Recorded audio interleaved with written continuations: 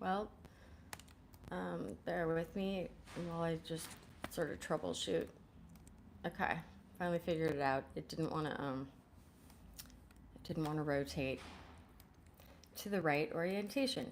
Anyhow, so hi, 'tis I, the voice of your friendly neighborhood Zippy. Um, this might look a little different than what I intended for my first stream, but um, it's it's been a very intense couple weeks since I reached my 50 subscribers. And hi, Jennifer. Um, so just to like make sure I'm setting the scene for people so you understand what's happening here. I'm currently in a subacute mental health facility, treatment, a crisis assessment and treatment center for treatment resistant depression and thoughts of not wanting to be alive. So I've been here for my own protection for 2.5 months. I did not even sort of anticipate that I would be here for this long, but definitely this place is helping me save my own life. I, have like just recently, just like 2 weeks ago, finally had I was in this safe setting to like I just broke down. Maybe if I was out in the world, they would have said I was having a nervous breakdown, but it was all very good stuff. Finally breaking in the right direction. But I have just started ketamine therapy for treatment-resistant depression, and I can already tell it's the thing that I've needed. So, what prompted me to go live today, even though I've kind of just been holding things close to my chest, sort of learning what to keep and what to give instead of like,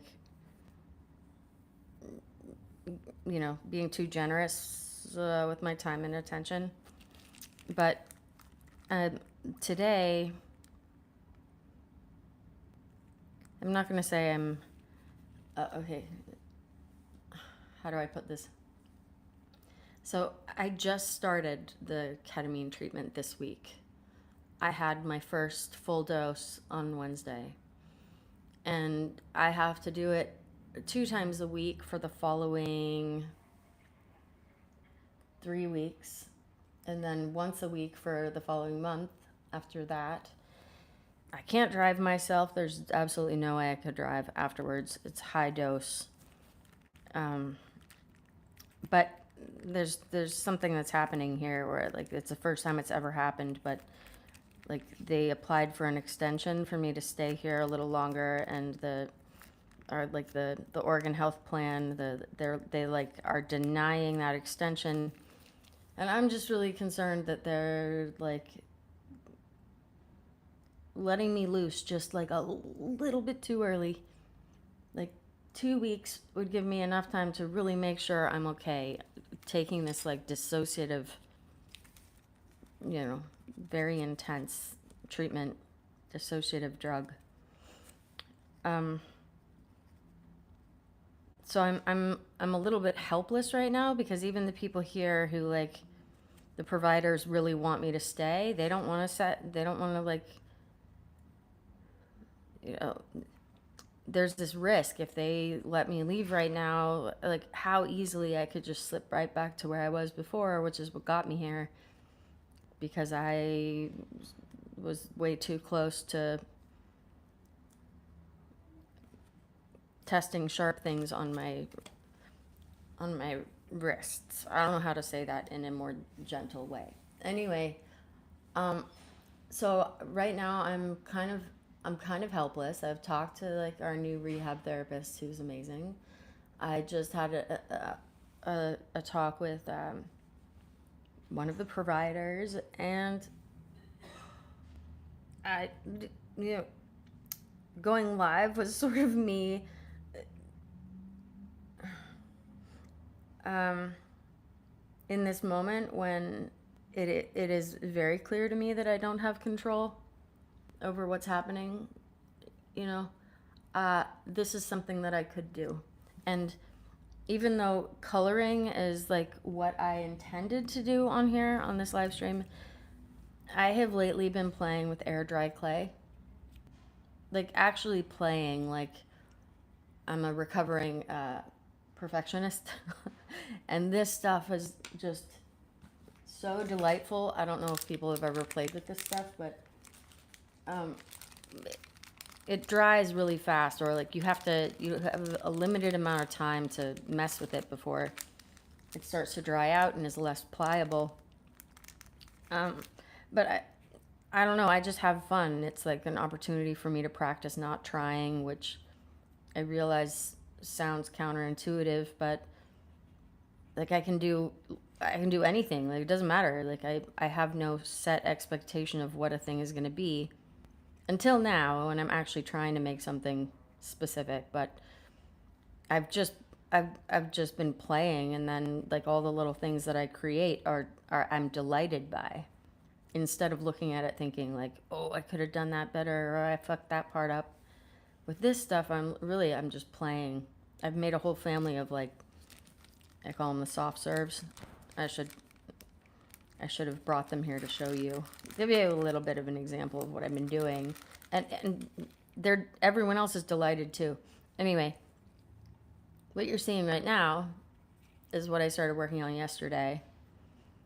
And you know, it's art therapy maybe, but this is me like taking care of myself before I have 2 more of these like intense treatments next week. But one of the people who works here made all these incredible stickers, and this little sticker, it's a little axolotl in a teacup with like the little whip.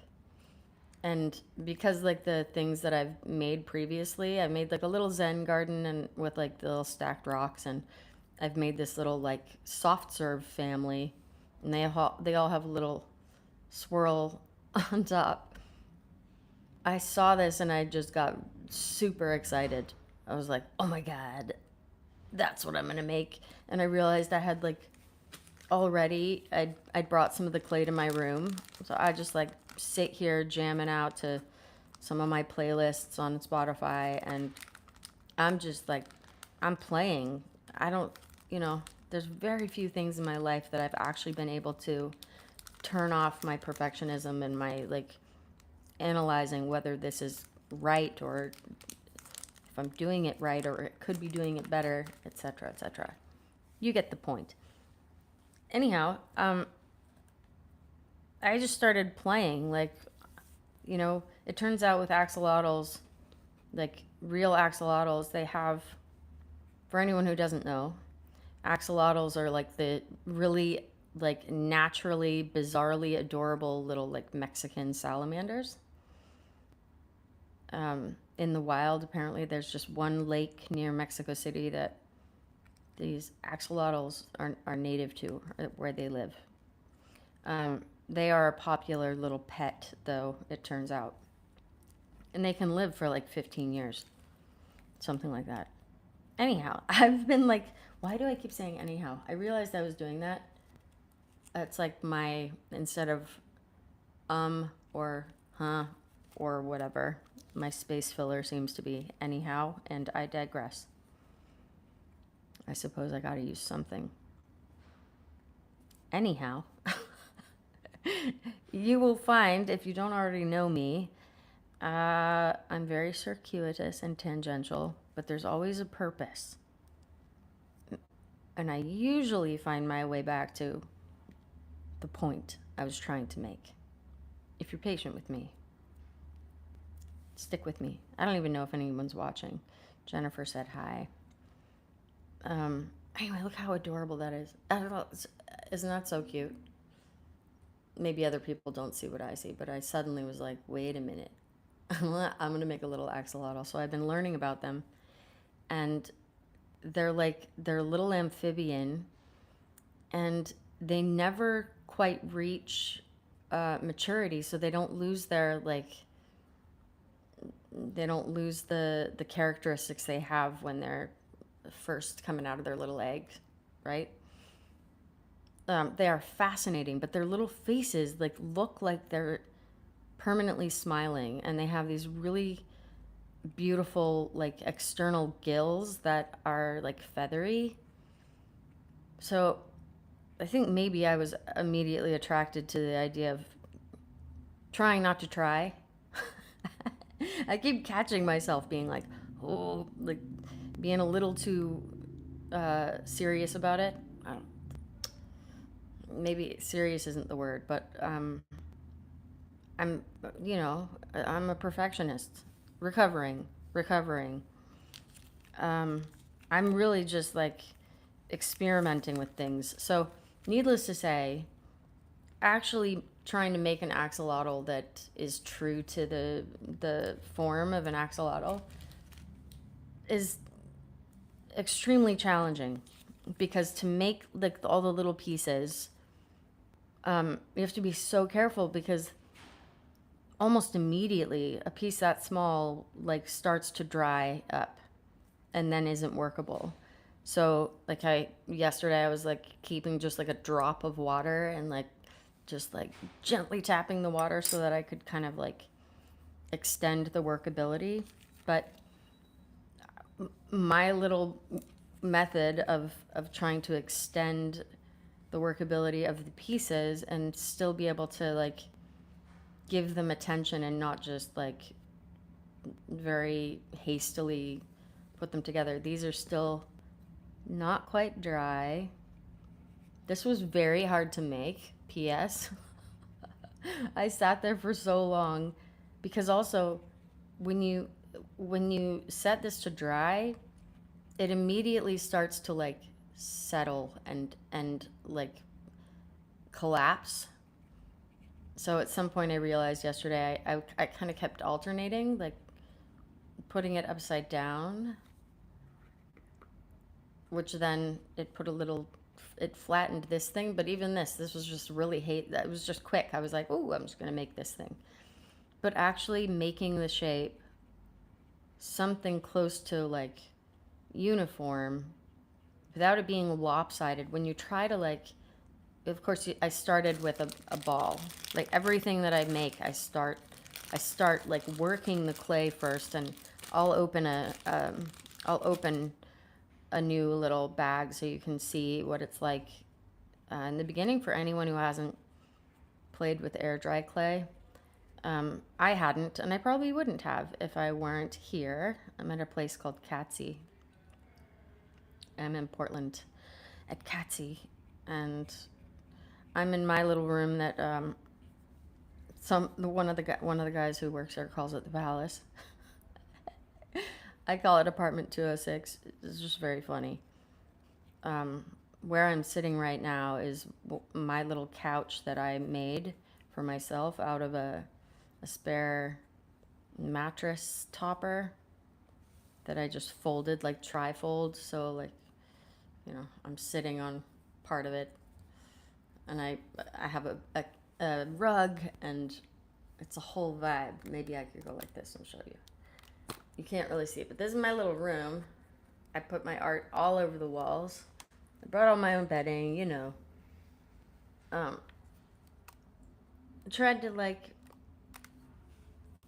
make it a place. Like, this is how long I've been here. For the first 6 weeks, all I did was like color. But this is my little couch in the corner, like diagonal. I'm not going to show my face right now because I just don't need to.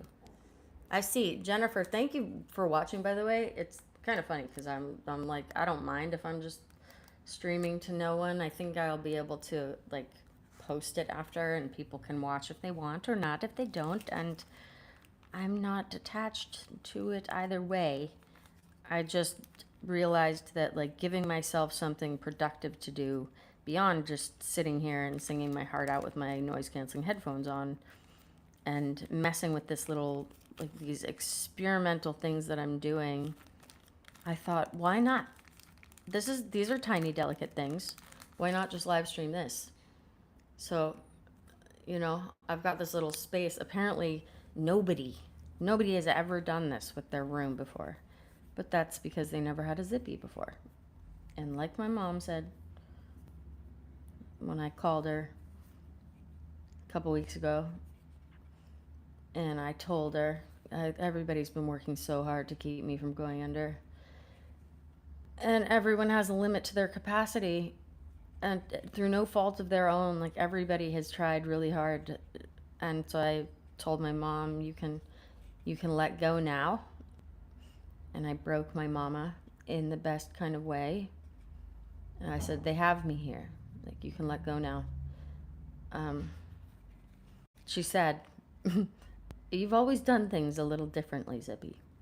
Because also part of my like breakthrough thing was like, fine, okay, fine. I'm an influencer. I didn't really want to be, but I can't help it. Apparently, you know, like nobody's ever done this with their room before. Like I make people like stop and look and go like, what? You could do something like that? Yeah, why not? Why not? Wherever you are, own that space entirely, right? All you know that you have is right now, so make it whatever you need it to be. Like, you know, I live here right now. Some other residents, sometimes they look in the door and they're like, what the fuck? What?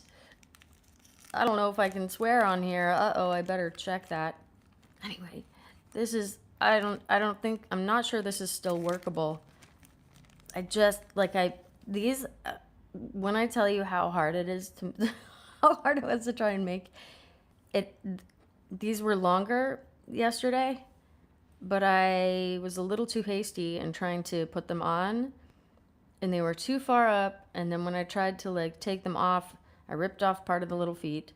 I squished them a little too much, but look how cute the little arms turned out. That's not cute.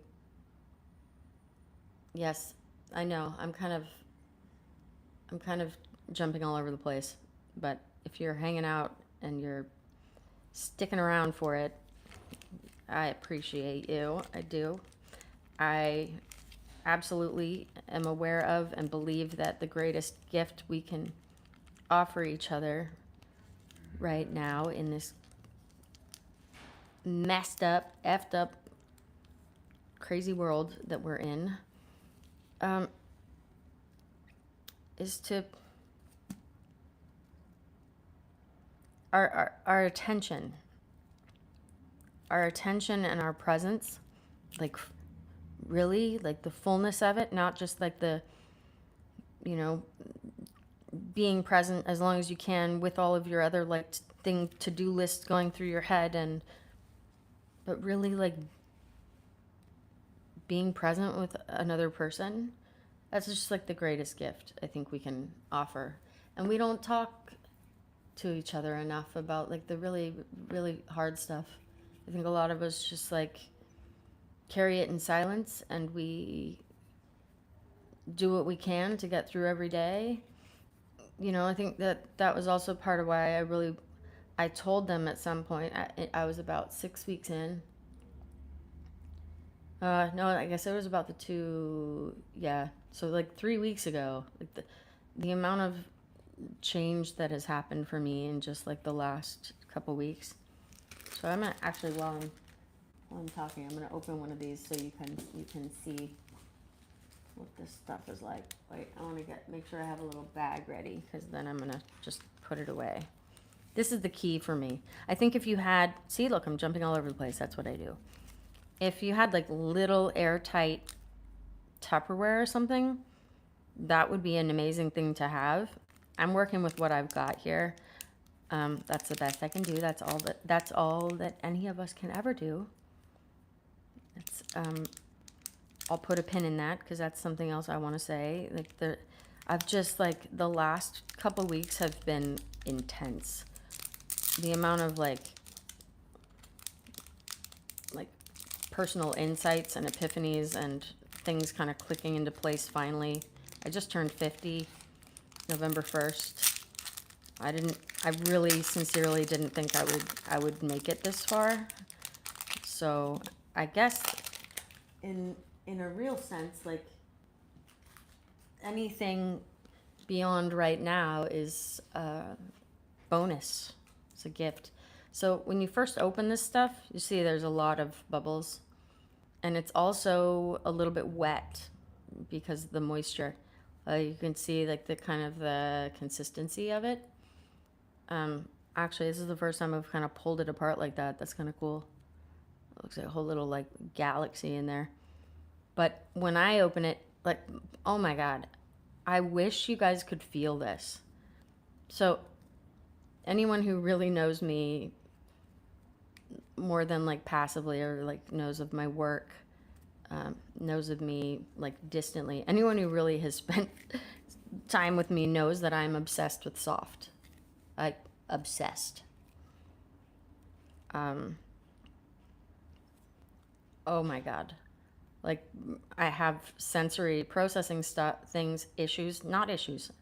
I just, if something feels really nice on my hands, I want to share it. So I try and make people feel anything that I'm like, feel this. Oh my God, feel this. Because for me, it is such a lovely sensation that I want to share it. And I've had friends kind of like reach the limit of their capacity for me making them feel things. And they're like, Zibby, do I have to touch everything? Yes. Oops. Somebody told me once I had management potential. I was like, ooh. It was one of those statements that I just put in my little brain pocket. Like, what did that mean? What they mean by that? But this stuff, I can just like work it. You know, I had the like brilliant idea to bring this to my ketamine therapy, which I'm in this like Cadillac of a massage chair that I put to like full body, just like vibration, which is kind of like a noise machine, like a white noise machine for my body, along with the noise machine in the room, and my silk eye mask, and my noise canceling headphones, listening to voice memos that I've been leaving for myself. I know, right? It's super meta. But also, it's perfect. I'm calling them like postcards from the middle. And the funniest part is that I don't know if I'm allowed to say this word, but I fuck with my future self. Like I mess with her. I like pretend that I've like ended a voice memo, and then after some time I'm like, no, you have to hang up first. I got you, right? And even though I know that I've done that, I still get myself every time. And then I have like, I'm just laughing. I'm just like sitting in that room, playing with the clay, laughing because I'm such a goober. I am such a goober. Anyway, these like voice memos. I was so ready for this to really like show up for the medicine the same way I was ready when I was diagnosed with cancer. Like, what do I got to do? Just like put me in, coach. I was ready for this. Like I will find somehow, I will find a way to give it one more big try, this whole living thing, which I haven't been so great at. On the outside, it looks like I have. You know, I've lived a lot. I've done a lot of really like amazing things. But I also have made it to 50 years old without knowing that. Ready? Here's the big reveal. And I think it's actually super obvious now that I like look back at my whole life. It turns out I'm not just a little bit, but actually like kind of very autistic. And somehow I made it. I made it to 50. I deserve one, some kind of standing ovation for getting myself like this far, for, you know, thinking that I was just irreparably broken my entire life, only to discover here. This is what I like to do. I just like to roll it around. Everyone's like, the stuff you make is so smooth. Other people's is all like cracking. I'm like, that's because I work it like I'm kneading dough. I work it, like, get all those little bubbles out. And then I'm just like playing. That's how I end up like making these little soft serve family that just keeps growing. It's hilarious. I made the first one, Senor Soft Serve, and then I made him a wife, and then I decided they needed a child, and then I decided the child needed to be twins, and then I decided to put the twins on a little banana. It's funny. The little pistachio twins, I call them. Wow, I really am all over the place. Anyway, I'm autistic, which is, what the fuck? Okay. I'm what they call high masking autism, which is apparently, like, with women, especially women of my generation, where it was not at all something that was looked at as affecting girls. It's a, you know, developmental thing. So, and all the research is about boys. Same as with ADHD, which ADHD is, you know, on the spectrum, just not fully on the spectrum. You get what I'm saying. That was the most sloppy pudding, but it kind of made a little heart. How cute. It said, I want to be a funky, weird shape. And so you do you, boo. You do you. You be whatever you want to be. I just wanted to give you guys a sense of what this clay is like. This is one of the ones that I was messing with in my ketamine session. It was a perfect ball, but that's what it does. This stuff is not impervious to gravity. Gravity messes with it just like it messes with me and you and all of us. What was I trying to say? Yeah, autism. Go figure. Okay, so I'm not broken. I just have, like, legitimately, there's been a disconnect.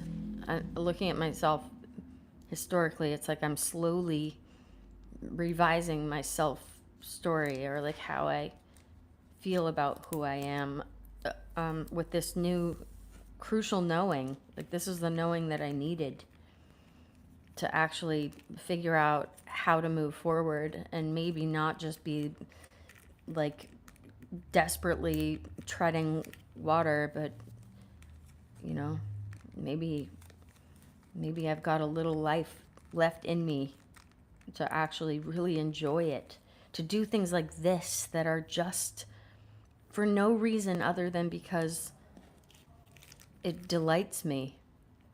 Like the challenge of making this little axolotl. When I tell you how much fun. I mean, I was doing this for several hours last night. I made this yesterday out in the common area. Both of these were hard to make. And I'm proud of them. They're kind of wonky, but I think they're so cute. It's a little smaller than, I don't know, I think it's the perfect size. Also, you are perfect. You are perfect. Cute little thing. And then this guy is a little too big. He's a little too big. Even though I kept testing as I was kind of like making the different parts, I was like, ooh, how are you going to fit in there? You're cute, right? His little arms are a little, she's a little too big. So it has occurred to me, like, the little head is also too big, even though, like, I kept looking at it, think, like, that's too big. Hi. They're just checking on me. Thank you, Carson. They're checking on me. Hourly checks. When I first, other sidebar. I have lots of sidebars. When I first got here, I had a panic attack my second day. And I won't go into all the reasons why because I just don't feel like it. I don't want to talk about traumatic things. They put me on what they call Q15s, which I was on for the first 4 weeks I was here. 24 hours a day, they checked on me every 15 minutes. Let me tell you what, that will mess with your sense of time like nothing else. What? They would check on me and then they would come back like a couple minutes later and check on me again. And I'd be like, what, did you forget something? They're like, no, 15, Q15. And I'm like, no. That was not 15 minutes. That was like 2 minutes. And that's how somehow 6 weeks passed before I really even realized what was happening. And then I just started to recede again. I was like, this isn't working. I like, you know, other people come and go and you're like, just, it's a thing you do. Like everyone needs to feel like connected somehow. And I try and connect with every new person who comes through here. It's a very small facility. It's like only 14 beds. So this is also too big. But again, it's just like experimenting. It did occur to me that this little guy might just be like my trial. And then I want to make one like a little bit smaller. Now that I've learned some things, making this one, like when I have more of that color that I need, I might make another one that's a little bit more suited to just kind of being like cozily set in this little tiny cup. What I love about this stuff, it's like weightless. It's so cool. You can hear it where it's drying, except for under there it's still a little wet. So what this, oh my god, it's so delicate. And I almost live streamed yesterday. I was like, why not? As I was just starting, I was like, why don't I just live stream? But then I was having too much fun just listening to my music and jamming out. So, like I said, I've been holding things a bit close to my chest, which is, you know, no, this isn't exactly like being diagnosed with breast cancer, but it's also like what I've been going through. Like I've been a danger to myself, and my depression is absolutely as life-threatening as my cancer. Really more life-threatening than my cancer. Because, oops, sorry, distracted. It's like way more insidious and quiet, and I've done a really good job of receding, disappearing very quietly and very expertly. So, you know, so hopefully people wouldn't even notice, so that when I eventually was no longer here, that I would leave barely a ripple, right? This is like how I sort of talked myself into, I don't know. I've just been very, very, I isolate. And it makes sense why. Let's see if we can, whoa, see, it's not as workable right now. It's a little more like tacky. Is that the word I'm looking for? I don't know. I'm gonna see what I can do with this. But that little tail was definitely too long. Tuck that back in there and see if I can make anything of that. If I can save that clay, but it's okay if I can't. It's all just information gathering. I'm just experimenting and figuring out how I can make this little critter. What was that? That light, the overhead light just went off. Good thing I got my ring light, which is funny because I thought I wasn't, I was like, I need my ring light. I need to live stream while I'm coloring. Don't ask me why I know that's what I need to do, but that's what I need to do. And it took them forever to like finally okay bringing my ring light in. And then, you know, things shifted the way they were just because there was another gal who was here who was just amazing. She caught my attention. She did things a little differently. She treated this place like a retreat. She did, I'm going to have to just work this and then re-add it. She did every art group. She did like the yoga and qigong in the mornings, and when she wasn't doing that, she was getting her steps in because this place is designed like one block, and there's, you know, you can just go in laps, and they have it posted on one of the columns like one lap is like 174 feet or 174 feet, and 15 laps is a mile. And some people come in here and they just walk. They just go in like circles, like Eeyore. Some people just don't ever get out of bed. And some people, like me, try to be like a redwood tree and just sit for literal hours on end, like 12 hours a day, coloring, which is what I was doing. Just doing what I needed to do to like survive being in a place like this, which is a really hard thing to agree to do. You know, like I had to agree to let somebody else take my cat and live in their house. Ari, my beloved nibbling Ari, who lives here in Portland, right in the apartment directly below mine. Whoa.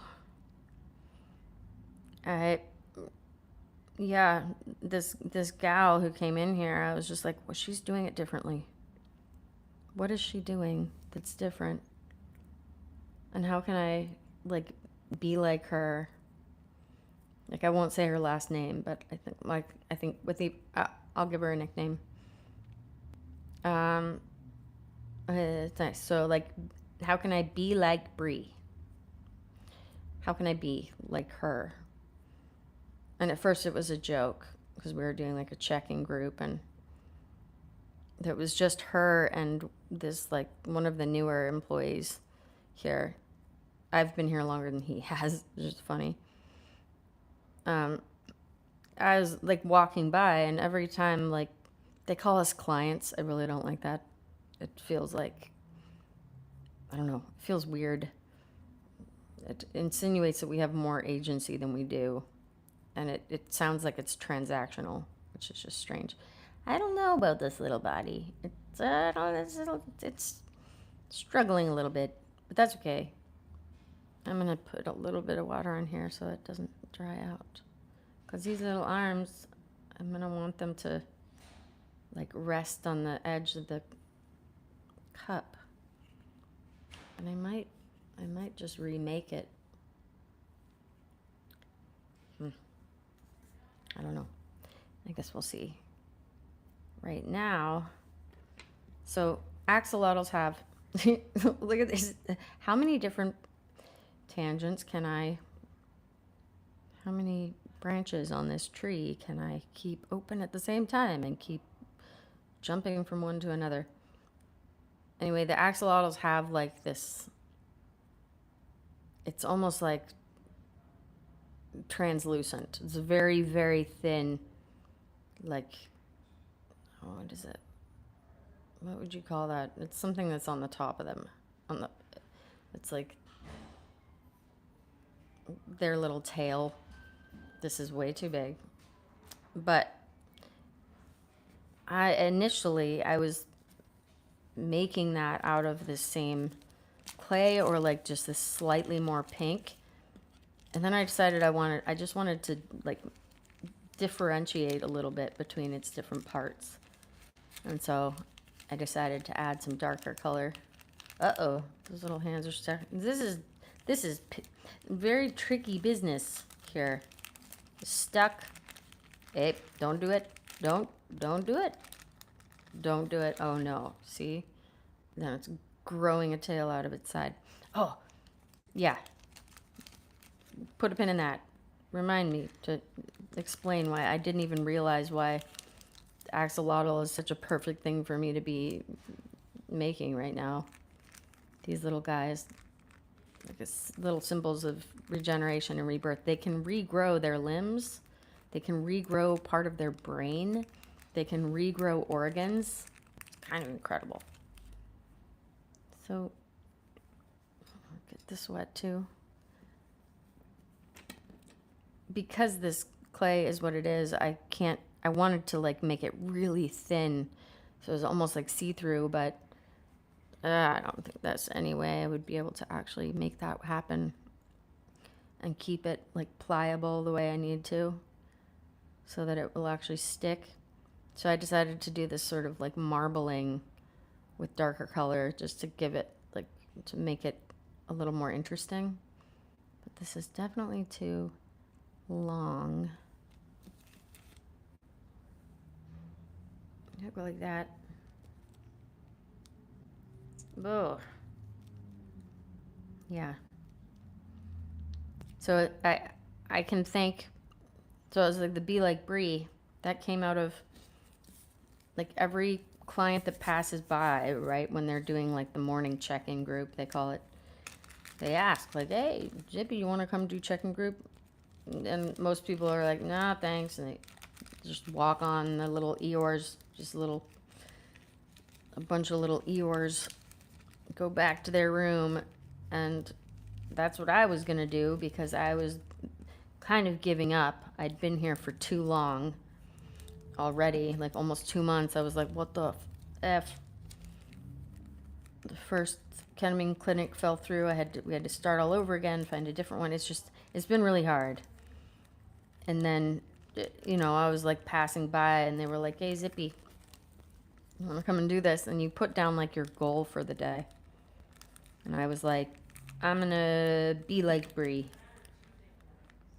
And then like I sat down with them and we were howling with laughter, the three of us, like we'd been friends for decades. And I hadn't laughed like that sincerely and deeply in a really long time. And so then it kind of became a joke. And I was like, okay, now I'm gonna be like Brie. But then I really started like observing her with a little bit more like, maybe it's not a joke. Like, let me see. So when they were playing with some of this clay, she would always be like, "Zippy, come do yoga with us. Zippy, look it, we're painting. Come paint with us. Zippy, we're playing with this clay. Come play with the clay." And I was like, "No, I'm gonna go color in my room."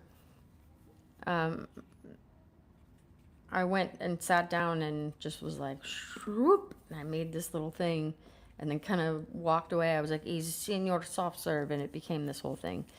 So I can thank Brie, one, for like catching my attention and inspiring me to look up and to like dare to like be invited and to like respond to that invitation to kind of like look up from my little cloud, from underneath my little Eeyore cloud. And that's part of why I haven't streamed yet, even though I reached 50 subscribers, thanks to Brie and another gal. That gal had just come here and she was like, "What's your YouTube channel?" And she subscribed, and then she logged back in as her boyfriend and subscribed him. And then Brie was like, "What the heck? I can do that too." And everybody had been asking me, because like they're not supposed to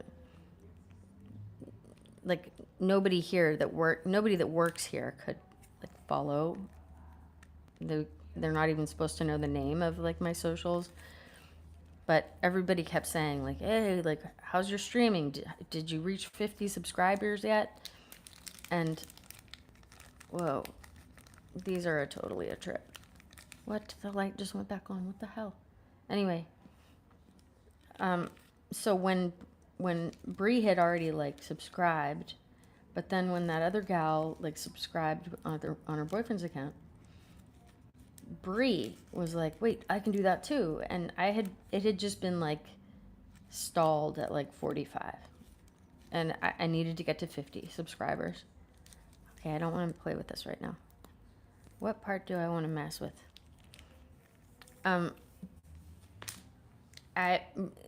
When Bree then logged in and subscribed again, Bree's like second account was my 50th subscriber, and it was just like something clicking into place. And then I was like, okay, I'm gonna go like take a shower and wash all my bedding and do my laundry and remake my little couch and, you know, sweep the floor and like, you know, full self-care thing. And it was like right after that I finally was like approved for the ketamine thing. And anyway, it's been a very eventful, I guess, couple weeks. And that's, yeah. This stuff, I blame Bree for me discovering this stuff. And there are a lot of times when I'm like, hey, can you go get the air clay? I just want to squish that stuff right now. I just want to feel it. It feels good in my hands. And so this is me not trying, but this is what I was doing for like probably at least an hour last night, was like trying to figure out the sequence, because I'm gonna have to work quick when I'm ready to actually put the stuff together and put the little axolotl in the cup. I'm gonna have to work quickly because I'll have a very limited amount of time to sort of shape, like help it find a shape that looks like natural, maybe with the little tail coming off the side. Whoa.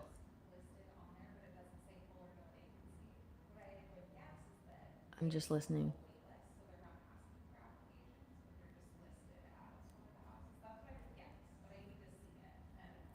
There's somebody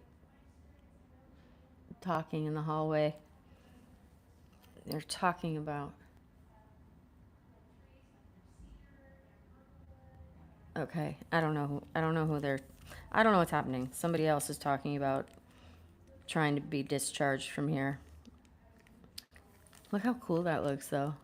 I don't know. I just think it's really beautiful. And these things, so the axolotl has these little gills, like feather-like gills, right? And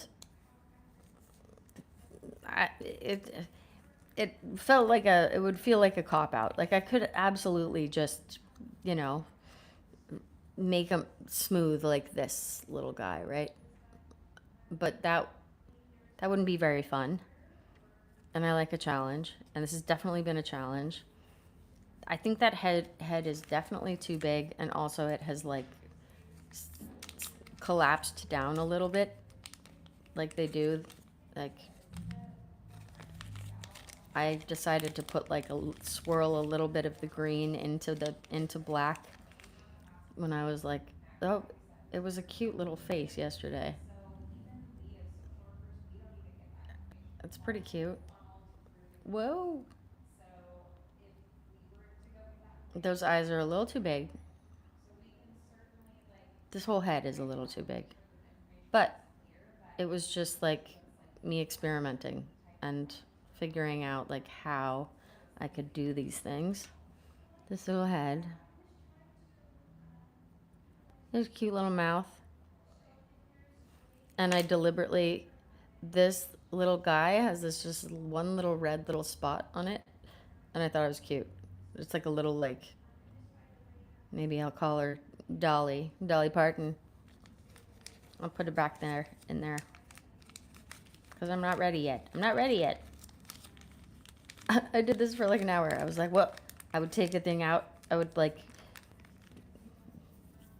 quickly kind of experiment. I actually was going to try to make each like a little individual sort of like feathery thing. That was ambitious.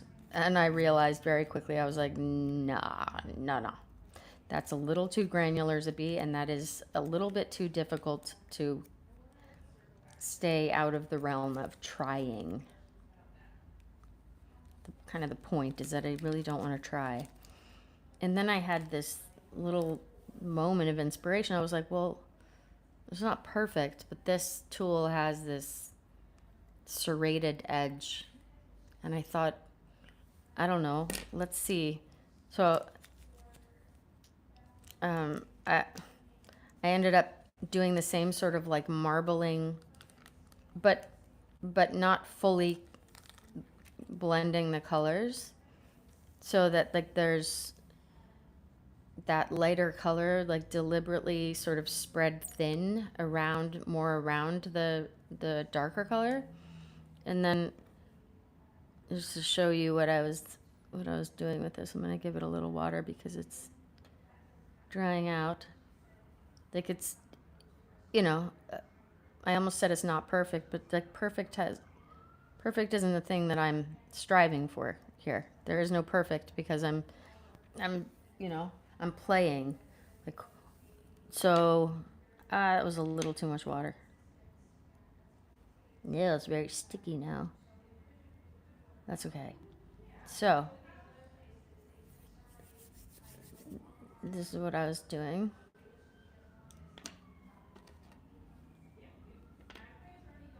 Okay. Whoops. This is delicate business. So matching it up with the marks that are already there, I'm gonna like go right above that, and then I'm just pushing down and then slowly like pulling it out and really delicately there.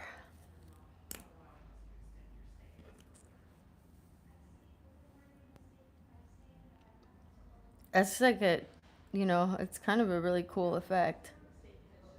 So I'm gonna go again. There are not usually like, whoa. Oh, say, okay, I can hear that because there's something happening. Like I've just found out, so like I need to start planning to be discharged on next Friday. And obviously, I want to go home. I miss my bed. I miss my shower. I miss my cat. But I'm really worried that they're going to like send me off too early, and I'm doing this like dissociative treatment that is, I don't know, I just feel like it's dangerous. Anyway, it's like this has never happened before apparently, because you can only technically you can only like stay here like 30 days, and then they never told me about this because it's just part of the way things function here, that the provider says it's like a risk for me to, like, I'm not ready to be discharged yet, so they request an extension. And we have a social worker here that is amazing. She kind of just does all that stuff. So that this, I think, was the second time they were applying for an extension for me. And me and there are a few other people apparently also who they denied it. And this has like never happened before. And it's not, It's not just OHP, it's the Oregon Health Authority, apparently. And so it's like this new thing, but that's what I'm hearing. I'm hearing another resident. I hate the word client. It really prickles. Something in me prickles when I hear them call us that. I'm like, nope, that's one of those things where, sorry, one of those things where they like think like they're being more kind, but it's not. It doesn't feel that way. Anyway, this is like just like kind of a cool. I kind of like it, even though they kind of break off. I still really like the way that it looks. So I've just been trying to figure out, like, this one needs a little bit more. That one's a little bit funky, but a couple of them, like, I think they turned out really cool. Even just like my first little pass at them. You can see how that looks.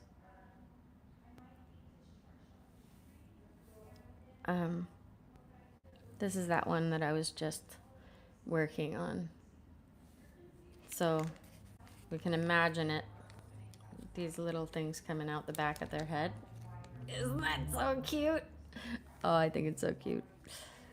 It's cute, and it's also like, this is delicate business. It's delicate business. Okay, I'm gonna go like that. Whoa, whoa, whoa, whoa. And I'm gonna, okay.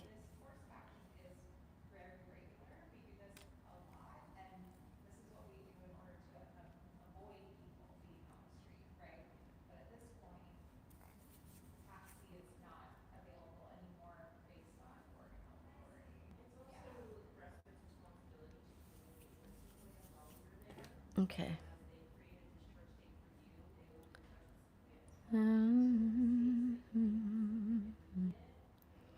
Oops. I'm gonna move that a little bit. Delicate business. It's hard for me not to be like eavesdropping because they're talking about the same thing that's affecting me that made me go like, I need to go live stream. I need to not feel like I'm gonna be sent out into the world before I'm ready.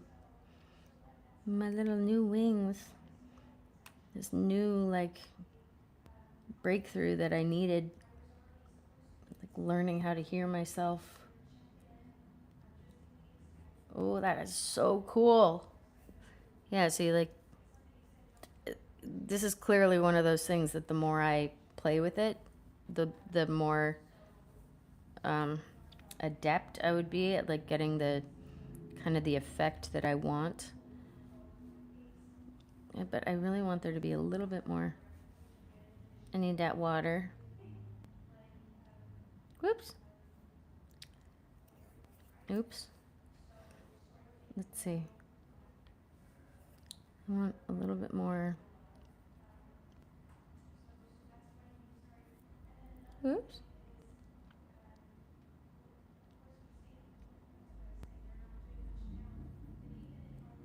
Oops. That one is really slippery. Okay. So I'm just trying to very slowly pull it. I guess it did a little bit. This is the beauty of this stuff, though. Like, I'm like, okay, well, that didn't quite work. And then I try something else. I'm like, oh, well, maybe this works a little, not better or worse, like just a little differently. And maybe a little closer to what I'm, like, something that I will feel like delights me and doesn't just make me go like, oh, that was a failure. I don't like that word, failure. I don't like it. I don't want it anymore in my brain space. Whoa. They're so delicate, but it creates a similar effect to what their little... See, I want to see if I can... Jennifer, do you know what an axolotl is? I don't mean to... whatchamacallit? I don't mean to insult your intelligence if you do, but not everybody knows what axolotls are. I didn't hear that. What? I wasn't sure if you answered. Okay, let's see if I can pull up an axolotl on my... I do have my iPad open. How come it doesn't say it's live? Live. That's me right now. Why aren't you... Why? Okay. Okay, look. You sure you're just... I don't want that. I don't want volume. That's me. Look at that. Oh, now I can see. This is nicer. Then I can... You're still here. Yeah, aren't they the cutest little thing? So that you can see why I got really excited when I saw that. And I was like, wait a minute. I'm going to make an axolotl. Yeah. Okay. Should I just... Okay, I have to figure this out. Sequence. I need to... I think this head is too big. This head is too big, but no, maybe it's not. Like...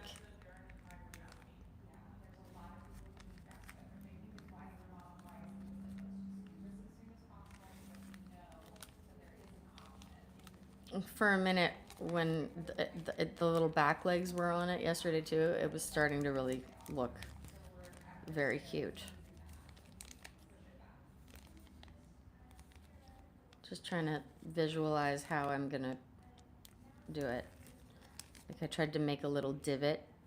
A divot. It's kind of cool. Like to some degree, I've been trying to like shape them a little bit while they're in the plastic, because then I'm not as rushed to kind of make decisions. The eyes, like, I think I just did like marbling with the green clay. I liked the idea of that is the same color as the little cup, so it sort of like ties it in. And also makes the eyes look a little bit more alive. Like, the other option was to have just black. I really hope that you guys can't hear that whole conversation that's happening out there. I hope that if I just keep talking, that that, you know, it's a private conversation that they're having, like, literally right outside my door. And I'm doing my best not to listen to it. I should probably just put my headphones on. That would have been smart. I wonder if I do that. So bear with me, Jennifer. I'm gonna see if I can get my headphones to connect, and if the audio will switch.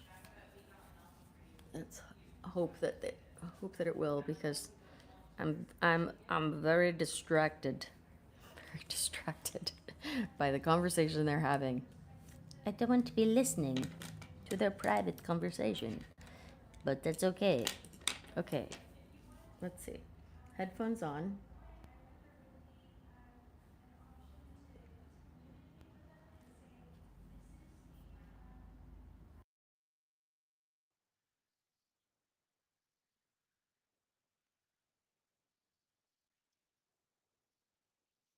Okay. Is it? No. Now, how do I connect it to my... Well, I guess it doesn't matter if I just have the headphones on. Okay. Hang on a moment.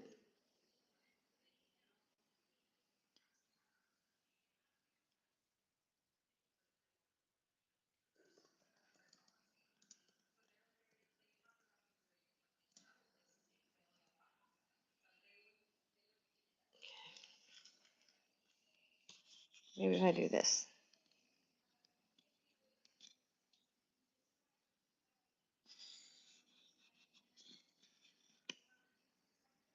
I guess that's just something I'll need to do.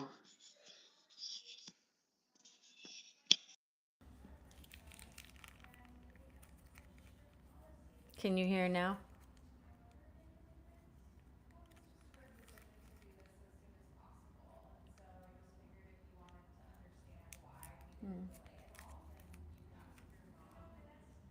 Okay. You can hear. Good. Okay. So I guess the key is that next time I'll make sure I have my headphones on before I actually click live.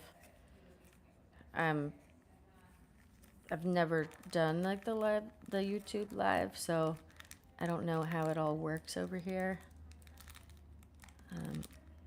I'm used to just live streaming on the TikTok, but I don't know if I like swipe away to like make sure it's connected to my headphones. If it'll, I don't know if the stream will survive that. I'm gonna try and make this smaller. I think, oh, see, look, you gotta be careful, because if it touches, it's like it's very delicate business. Tiny, delicate things, of course, yes.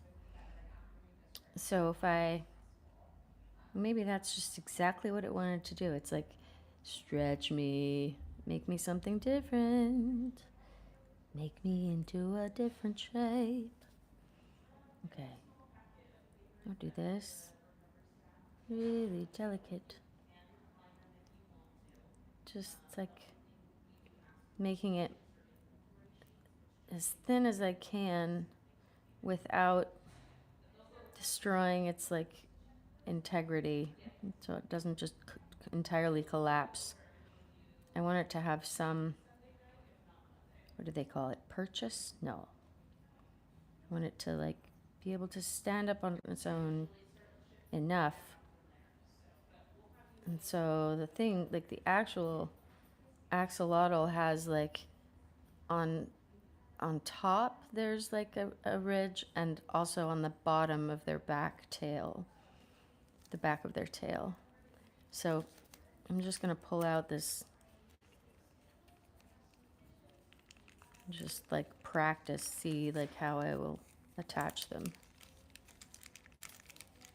Whoa. This is, I'm, the little hands are so cute. Those are really hard. I actually rolled out each little piece individually, and then like very tricky, like reconnected them to the, with water and very delicate. Anyhow, let's try with this. I'm gonna try and reconstitute. I don't know. I really wish they would not be having this conversation in the hallway. That's okay. Okay. It's good to know.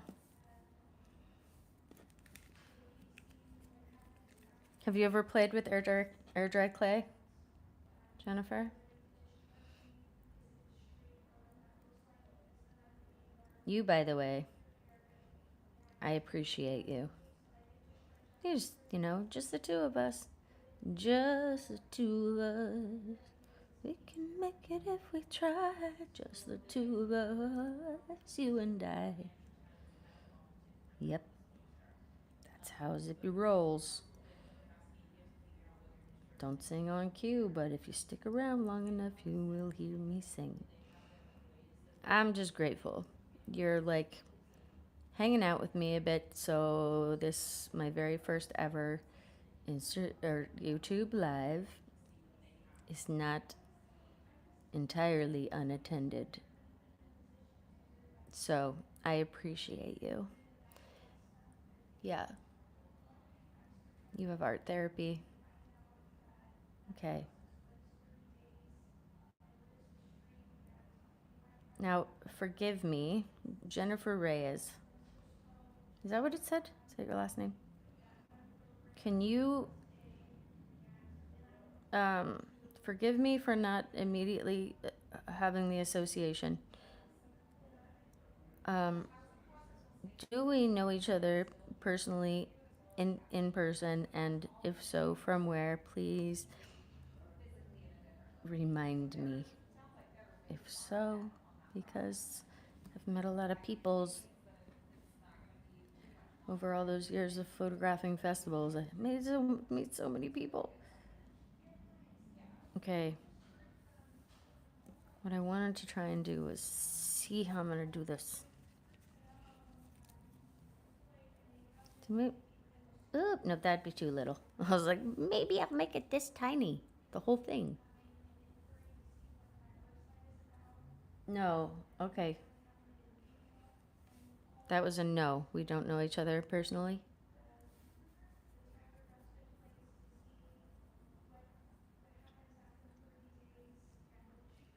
I'm waiting. I realize there's like a delay. I have um, I have my iPad tuned in to this on a different account so that I can see the chat. See? I thought ahead. I thought ahead. This is very close to not being workable anymore. I can tell part of it is like has dried out too much. You can kind of see there's like this part that's like even after I smush it, it just keeps popping back up. So this, yeah, that whole piece right there is not. It's like no, I don't want to go back to being smushy. I'm trying to make it anyway. It's just practice. Don't know each other personally, okay? So how did you come by this little tiny fledgling itty bitty channel called Tiny Delicate Things? And this strange human who is faceless currently, but has lots of things to say. Okay. Look. I'm gonna attach. It's gonna go over there. I think maybe I'm gonna need to like use a piece, attach it, and then pull it up. I don't know. I guess we'll see. How is that gonna look?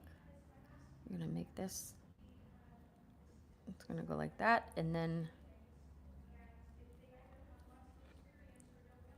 there's, oops.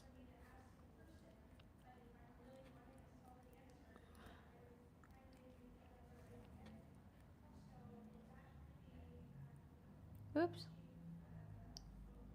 It's really funny. I actually have a note, a little sign I made, put on the door so that when they do their hourly checks, I'm like, you know, please enter gently because I'm streaming or recording or, you know, meditating. So I've been leaving these voice memos for myself, like I said, calling them postcards from the middle, sending messages to my future self. So this is actually going to work. I think it's going to be kind of cute. So the little tail will like drape over. It'll come in like, so it'll be mirrored to some degree underneath as well with the same sort of little shape. So it'll come to a little point. And I want it to just be sort of like gracefully draped over the back of the cup or the side or whatever. This is going to be cute, right?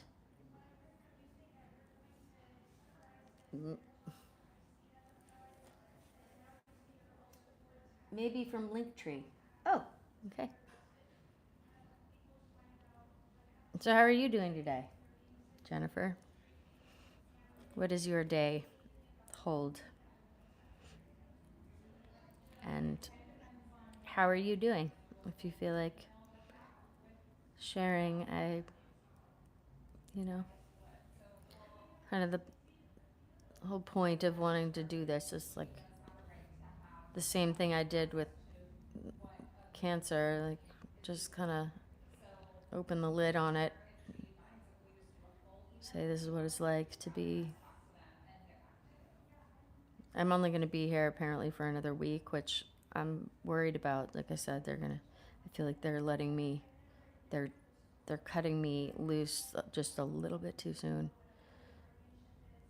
But I just have to trust. It'll all be okay.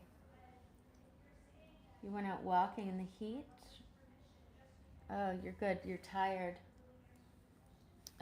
Where do you live, if you don't mind my asking? And no pressure. If I ask a question that you're like, yeah, I don't want to reveal where I'm at, that's totally fine. No expectations. So see, I'm just figuring this out. I'm just experimenting. Getting closer and closer to actually putting it together. I think I need to make a different head. I think that is, now that I've made the body a little smaller.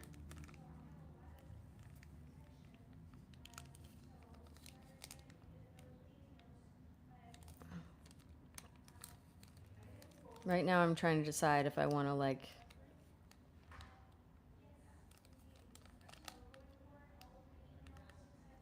squish this up.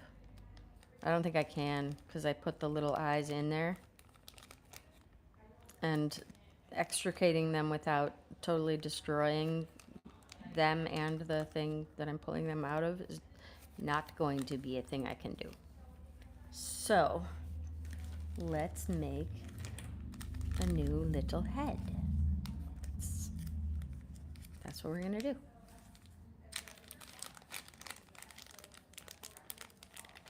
You worked from home and went out walking in the heat. Where did you say? Virginia. Oh, Virginia. I've never been there. I've never been to Virginia. Oh yeah, see, this is still moldable. This is lovely. It's like a cross between like silly putty, but it doesn't like, it's also like really resilient. Like you can drop this stuff on the ground. Maybe not when you first open it because it's a little wet, but once you've been, like I've dropped things on the ground so many times and it's like they don't pick up any lint or like dirt or whatever. They just bounce like little air bubbles. Okay. So, let me think. Maybe like half of this. I think that's still too big. Okay.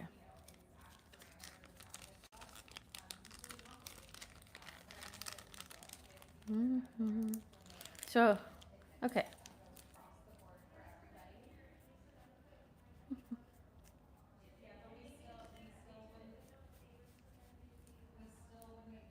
What kind of work do you do, Jennifer?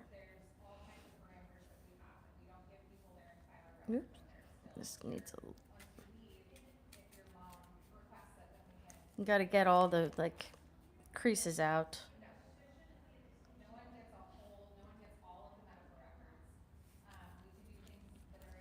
That seems a little bit better. It's a little better size. So then, like, this. It's funny, I just said it doesn't pick up the lint, and it just wanted to say, like, haha. Yeah, right. Just a little tiny piece. Just trying to get that off there. Get off there. Oh, whatever. You can be linty. Just fine. So, there's a little, tiny little crack there, which would be kind of perfect to make for the mouth, maybe. I'm just gonna like gently sort of shape it. Put a little divot in the back to try and like make it a little easier to make the connection between the two and not have it look like they're separate pieces. But how I'm going to, so I think these also might be a little too big for this shape. But I don't know. We won't know until we try it, right? So what I'm gonna do, I think that feels like right size. Yeah. Look how cute that's gonna be. Oh my goodness. I don't know about this piece either though. I might need to start anew. Start afresh. Give it a new body. Some new little legs. It's got little pieces of pink on it. Oh no. I just squished that a little too much. That's okay. Let's see. So I like that little head. And then where those things are gonna connect, just like back here. And let's see. Give it a little mouth.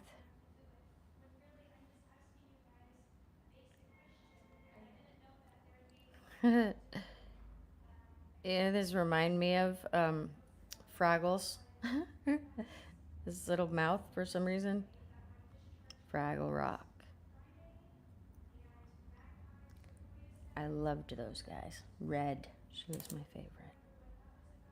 There's a little, it's like, make it look like he's smiling. Just give a little bit of like an upturn on the edges. Just like, zip. Cute. And some cool little tools. So, I'm just thinking about this. So, like right there.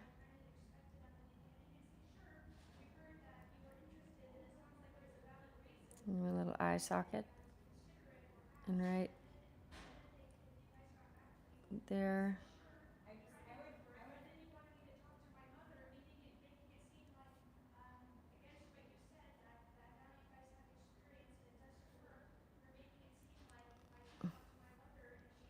Little eye sockets. Little axolotl eye sockets. What is happening in the hallway? Jesus, you guys. Go talk somewhere else. I think that's gonna work. That looks cute. It's going to be a little flatter, but I'm gonna resist the urge to like squish it more because, you know, axolotl's little, they're kind of flat, well, flatter, you know, but it's gonna require a little bit of like pushing when I connect it, so I'm gonna not overdo that. Oops, your little head.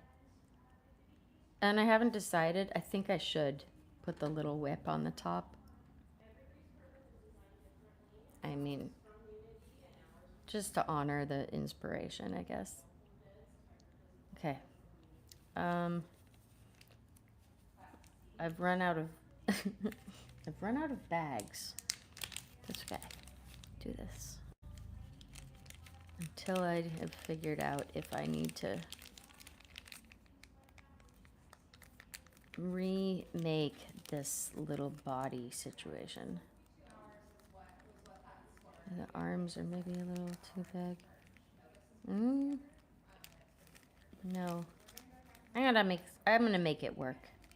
I'm gonna make it work somehow, some way. Somehow, some way. Virginia. You're in the fraud department of a credit company. Okay. That sounds like a lot of busy work. Do you enjoy it?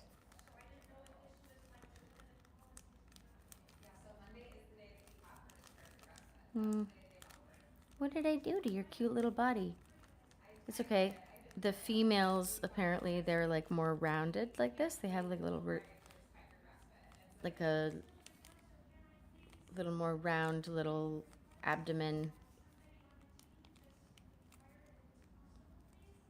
It's challenging, but you enjoy it. That's good. That's awesome.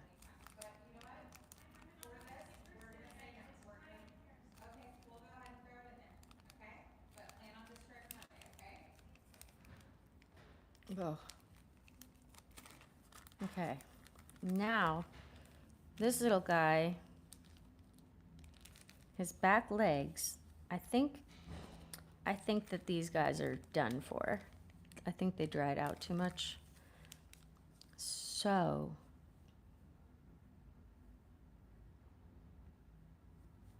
let's think about this. What are we going to do here?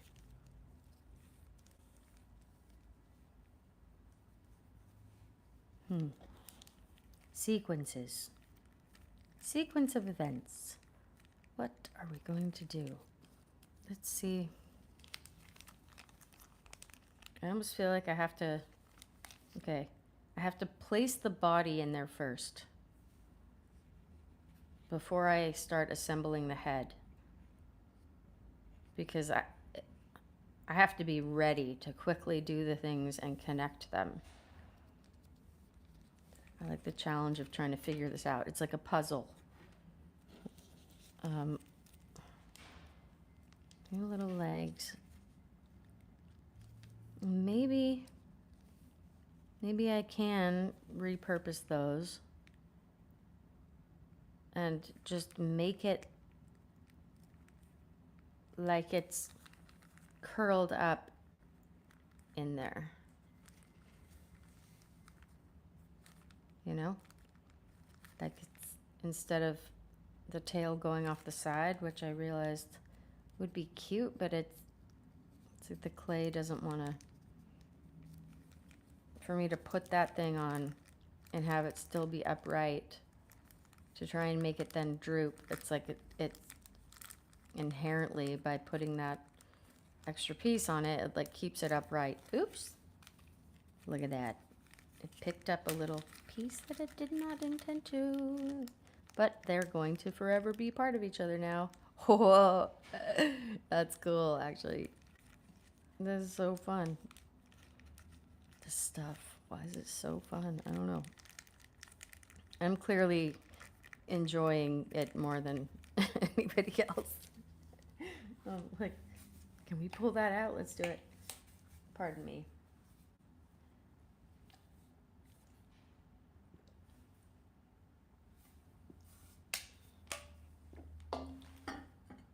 Sorry, I forgot to drink water. And then I start feeling it in my throat, and I'm like, right, I am a living organism that requires water to survive. This is kind of important. Okay, Zippy, just be decisive. Let's see. This is what we wanted to do. This is very tricky because taking it out to work on the back legs exposes the front little legs to too much air. But it's got to be done. It's got to be done. Let's see. Whoops. Here's a little guys. Let's see if I can get a little bit of water.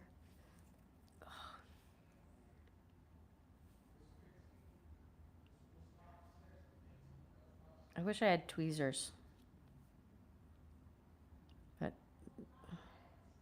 tweezers are one of the many things that they did not let me bring with me. I have to keep things in a cubby out by the front. That, I think it's going to fall apart. I think it's too dried out. Oh boy. I was thinking if I could... Yeah, it's not quite right. Not quite right. Okay. Well, now I know. And I'm going to put these little feetsies, type thingies, I'm going to put them Put this guy away. I'll put this away.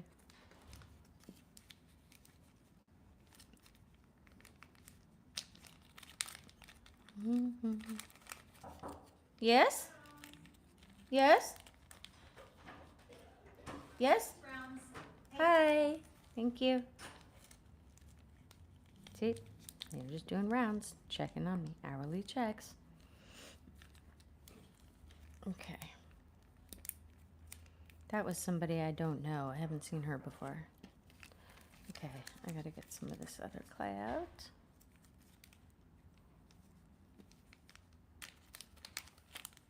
Oop.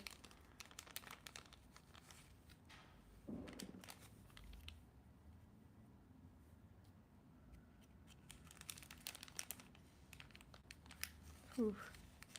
Delicate business. I only need a little bit. These little legs.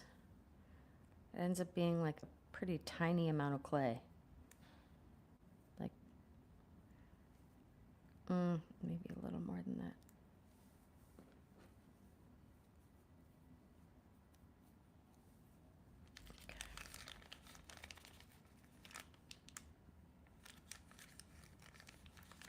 You gotta be so careful not to touch it. Don't touch the new little head.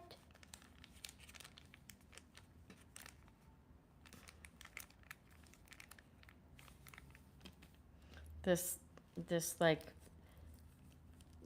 different parts in the Ziploc baggie thing was a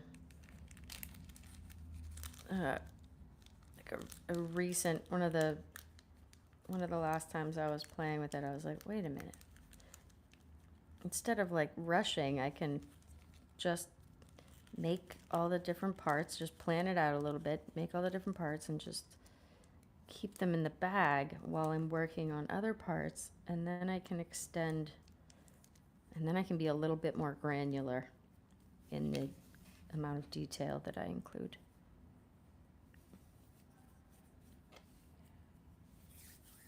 So what I've found with this stuff, I mean, this I'm new to this whole air clay business, but I found like making anything into a little ball first, and then so like if I need two little legs, so rolling it out, and then I'm going to just go, what the hell? That's the second time. Like my light just keeps going off. I don't understand. Okay.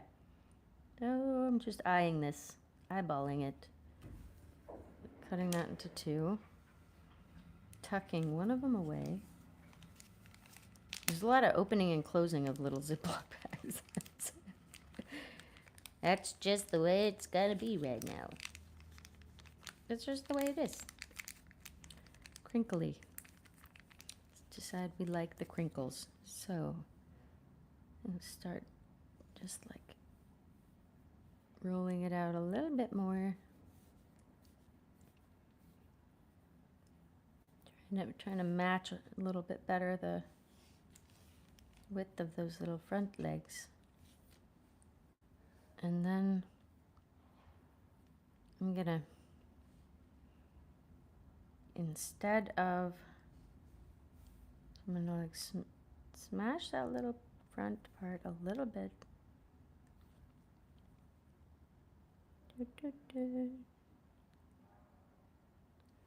And instead of making all the little individual things and connecting them for these little back legs, which I think I'm going to try and tuck underneath him, I'm actually going to try and separate them while they're in there, like that. And there. Oh. Let's try and make that pointy. It's hard to do.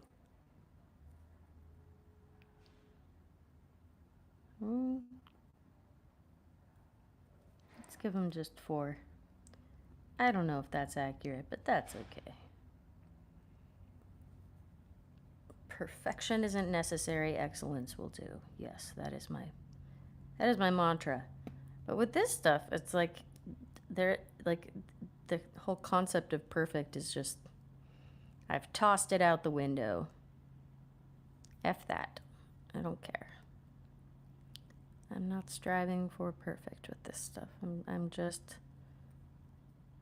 striving for joy.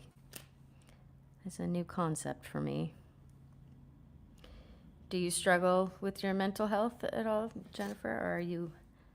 I mean, my assumption is yes, but obviously correct me if I'm wrong, but I think being human is fucking hard. Yeah. Yeah. Depression? Burnout? What is your brand of difficulty, if you don't mind my asking? There's like a little leg. Look, just that'll work, right? Look at that little leg. Cute. Yeah.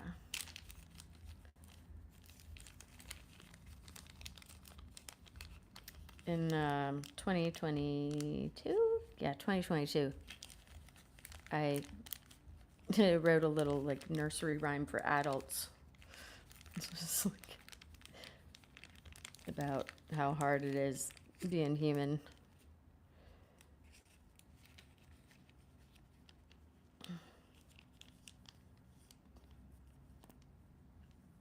It's increasingly. Also ADHD, autism, orders, anxiety, and also I didn't know any of this till well into adulthood. Okay, so we are kin. It doesn't surprise me. I mean, that's a truth. We are all kin.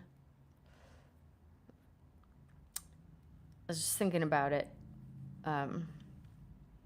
Again, so this ketamine therapy that I'm doing, it is intense. It's like, it's high dose. I have to go into the clinic. I have to monitor my vitals. It's like this high dose. And oh, look at that little, it's like a little freckle. Oops.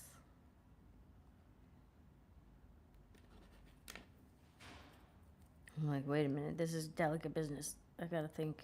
I got all my, boop. That's a little better. I'm just figuring it out as I go. So it's not pointy. How do I, what shape? I think I understood what you meant. If you said orders, I guess I can't type. OCD, okay, yeah. Yeah. I have like OCD like tendencies. It's one of those many things that like the looking back and I'm like, right, autism. Where when I was younger, I had the joke. I was like, I have OCT, obsessive compulsive tendencies. And I said that to my brother and he was like, tendencies. And I was like, what did he mean by that? What are you trying to tell me, big bro? What are you trying to say? What you trying to say, Willis? So well into adulthood, then I'm going to guess that you are an adult. Or maybe we're of like a similar generation. Because also, like, I was born in 1975 to a super hippie family, the fifth of 6 kids. I made that little finger a little bit too narrow, but that's okay. You know what? It'll do. Good enough. Yeah, like, if there was any circumstance where such a thing would have been missed, is my upbringing. Whoa. Don't touch. It's like I'm playing the operation or something. Delicate business. Okay, what am I doing now? I just gotta put them in there while I think. See, I mean, just, you know, they're not perfect, but there's some little back legs for her. Maybe you can help me think of a name, Jennifer, because you're here with me. You can have the honor of naming the axolotl. If you'd like, no pressure. Understanding of neurodivergence, very limited in the 70s and 80s. I do know that. I know that all too well. My father was very clearly autistic, like undiagnosed autistic. He didn't even learn that he had ADHD until he was in his 50s. And when he first learned that he had ADHD, like he told me, he's like, I'm not going to diagnose my kids, but I definitely see signs of it in all of you. That was funny. There have been like little, there have been so many little clues, right? That like I didn't get a diagnosis of ADHD until 2016. So, yeah, 10 years ago. So I just turned 50 just now, and we have contact. How did that happen? No, don't do it, don't do it, don't do it, don't do it. Oh shit. Oh no. Oh no. Welcome to my strange little world here. Why did that have to happen? Look. Oh no. Oh no. Delicate business trying to separate it. Okay. Don't put those in there. I'm learning. See? I learn. Yeah. My dad, my papa, he just passed in 2024. And I wasn't able to actually grieve him until a couple weeks ago in here, when suddenly I was like, oh, right, I've been so many levels of shut down that I couldn't actually grieve for my papa. But, you know, Dad was super awkward, and he had no idea that he was awkward. Or if he did, he was completely unperturbed. He just did not give a shit. My dad, he didn't care. He did not care. And he was super socially awkward, like socially. Oh. And he definitely didn't really know how to be a father. Like a really... He did the best he could, right, with what he was given. But, you know, he also managed to, like, make it through his entire life without actually having a diagnosis of autism. But every single one of his kids, we are all like, oh my God. It's like so blatantly obvious. He was an engineer, a printed circuit board designer. Super smart, you know, graduated when he was like 15, 16. Went to Caltech. And then got like swept up in the San Francisco, like early 60s. Need I say more? Yeah. That papa. Let's figure out how these little back legs, technically they have a little, often when I see them, they have a little tiny bend in them too. So I'm gonna see if I can just attach. There's no time, like just do it. Just attach them. Ready? Bum bum bum bum. I feel like I need like James Bond music or something. Dun dun dun dun dun dun. Or that's not James Bond. That's, I don't know, some kind of pop culture from the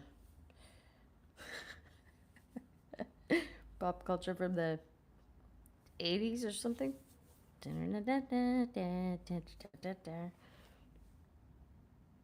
See? This is me being just unapologetically ridiculous and childlike. Let's see. Ooh, ooh.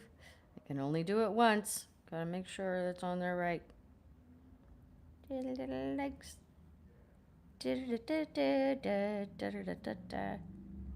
Ow. Oh.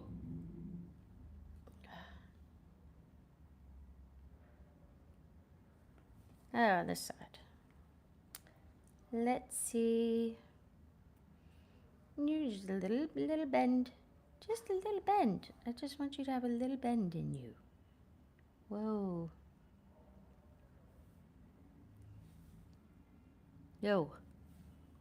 So, whoops. Yeah, coming in 5th. Just super like spiritual hippies, you know. Sufi. My dad ended up embracing Islam, so I grew up listening to my very white father praying in Arabic, taught himself Arabic because, you know, that's a normal thing to do. That's a common thing that people do, is they just teach themselves Arabic. These look very strange, but I'm just gonna tuck them under there like that. Like a little frog, like little legs. Oh, I need to try and give it a little shape. Just a little shape.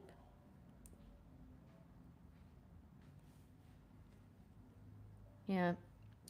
You know, like my siblings too, like I'm pretty sure we all for sure have ADHD, and I think at least a few of us, of like my dad's 5, I think at least a few of us are actually autistic. It's not just me. It's not just the baby.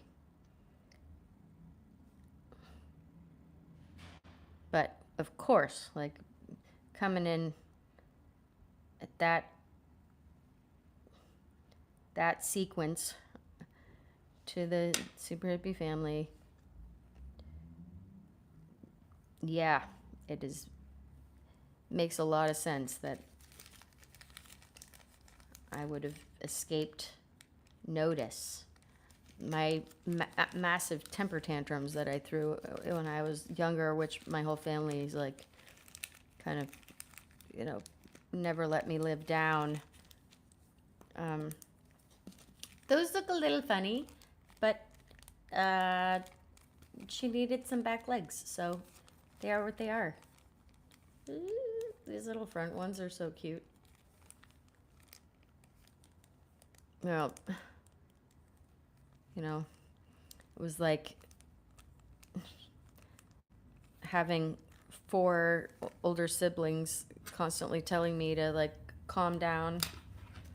Oh my God, I remember those fits. I remember being so angry, like, and so frustrated because they would tell me to calm down, and I would be like, I'm not upset. But then I would sound upset. I would be upset. It upset me that they would tell me to calm down, and then when I would be trying to correct that misunderstanding, I would only be proving their point. And I would be so frustrated, like in that loop, like I couldn't seem to, and like the rest of my life was like, you know, internalizing that, but being like, why can't I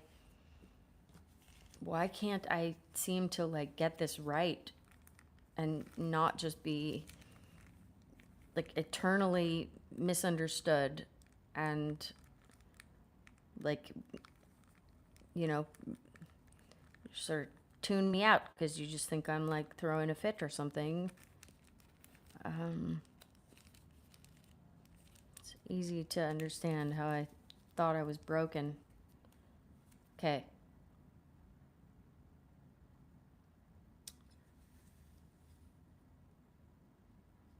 What do I do next? What do you think? I can't do the head. I'm tempted. I can't do the head yet. I guess the next thing has to be this little fin thing, which I had these practice pieces, but this one I just really love the way the marbling turned out. So I really want to make that one work for like the back of her tail. Hyacinth. Oh, really? Hyacinth. Okay. I like it.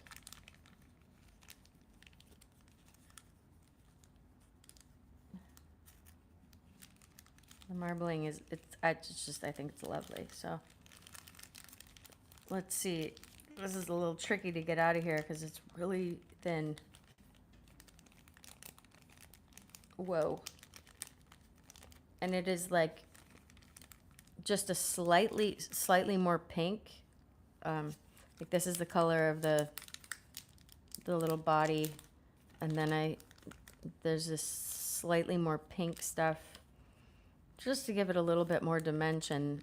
Like I could have just done everything in this, but because the little albino, the white albino ones, that's what I'm making clearly. So I think if I do this right, I can turn this one into the top and the bottom. And that is what I'm going to do right now. I'm just going to gently pull it. This is going to be satisfying. Are you ready? Whoa. And it's going to just delicately do what it does. And then we can, that like pulled it, that, see? That showed me.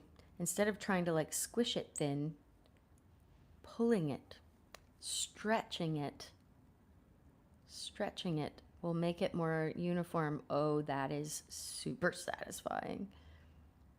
This stuff, man, like one of the people who works here who's like in school right now to become an art therapist, super sweet human, named Orion. Orion said today, we'll send you home with some air clay. Maybe we'll send you home with some air clay. I'm like, yeah, that's not what I'm saying is problematic. It's that I'm going to be so stressed about trying to like figure out all my life stuff, trying to like not get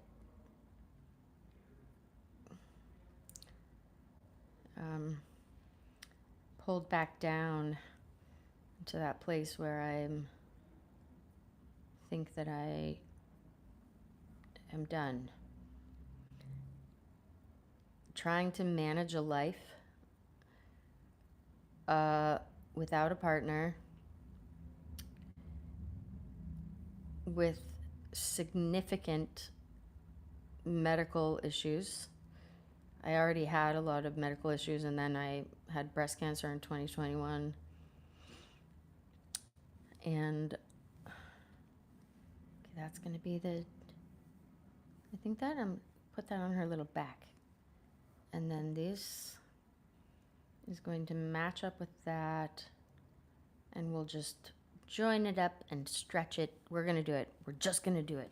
Commit. I'm committing. Oh. Dun dun dun dun dun dun dun dun dun dun dun dun dun dun dun dun dun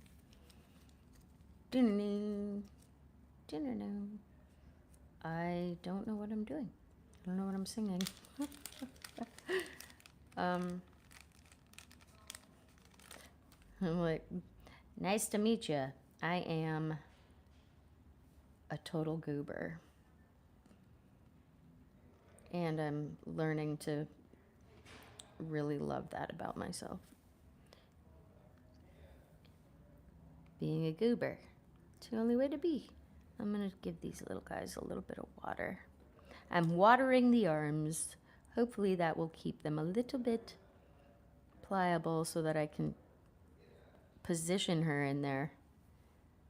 This is tricky business, but I like it.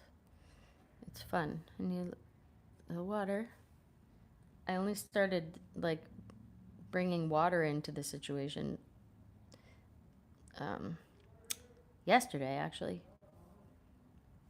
I happened to just like see. Okay, where does it start on her little back? I don't know, but I'm just gonna start. I'm just gonna stick it down. Commit, commit, commit, Zippy. Oh boy. Whoa. Oh my god, I gotta be careful. I gotta do it top down or I'm not gonna do it in the right place.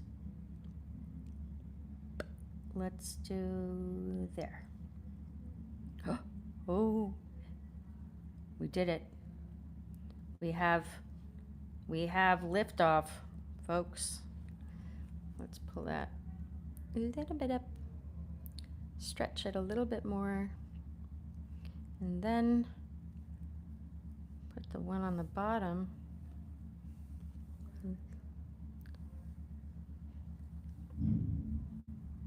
What was that song I was just singing? What was that from? Like Hawaii 5-0 or some shit? I don't know. Oh, I cracked myself up. So I've been leaving myself these voice memos, like I was saying, and it is really funny. Like, I'm like sitting there, you know, in my little Cadillac chair, laughing while I'm alone in the room for like the full ketamine thing. It doesn't have to be perfect under there. It's okay. The underside one is smaller generally. That's okay. This is just going to get smushed anyway. Whoa.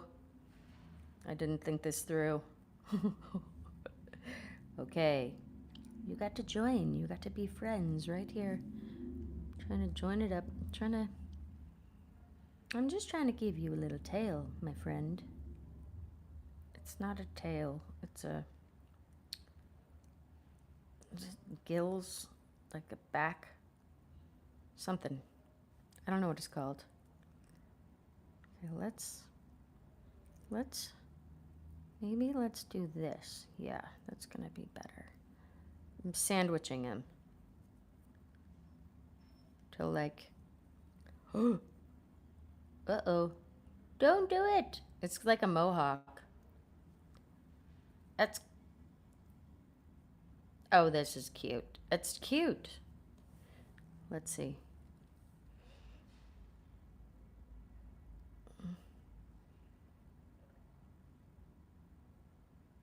Okay. So what's nice about having you here, Jennifer, and also if you need to like go tend to things or, I don't know, do adult things, don't feel like you need to stay just because you're the only person watching. I didn't let anybody know I was going to go live. I was just like, this is what I have to do right now. And it's because I figured out when I was going through my whole cancer moment, that there's some strange alchemy for me in, like, when I'm trying to sort through something in my head or, like, make sense of something, like, you know, being diagnosed with cancer when you definitely didn't see that coming. Just stuff like that. There's some alchemy in being witnessed. It's like,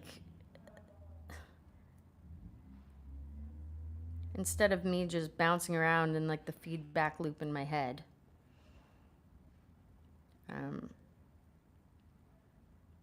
there's something about being witnessed. And I think that's just who I am. So, like, I've always been an external processor, but I started live streaming. I had already been live streaming here, like the protests that were happening in Portland in 2020. And then I was diagnosed with breast cancer on January 21st, 2021. Because, you know, I'm an overachiever and I wanted to have cancer during a pandemic, apparently. But I posted something on TikTok because I didn't know anybody on there. Like it was, I made a video just because I needed to put it outside my own head to make sense of it. And to actually like listen to myself saying over and over again, like as I manually captioned it, like, oh my God, okay, right, I have cancer. This is a thing that's happening. And I didn't mean to go viral, but that video went viral. This is very much by accident.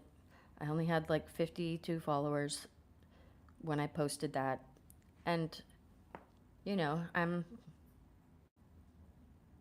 prior to that, like, my photography was like reasonably well known in certain circles. And I didn't want to, it was much harder to like tell people I knew that I had cancer than somehow like just putting out a video out into the world. Uh-oh, that's starting to come apart. Don't do it. Don't do it. You could be stronger, see? Stronger together. But it all just kind of happened very organically and quite by surprise for me. But I, you know, posted the video of me saying like, isn't it fascinating how your world can change like that? You know, somehow I did the right thing in terms of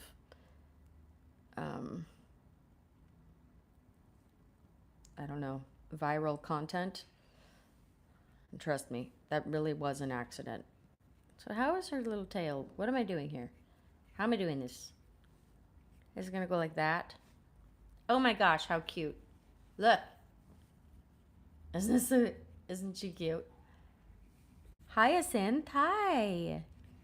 Her little legs are gonna go right there.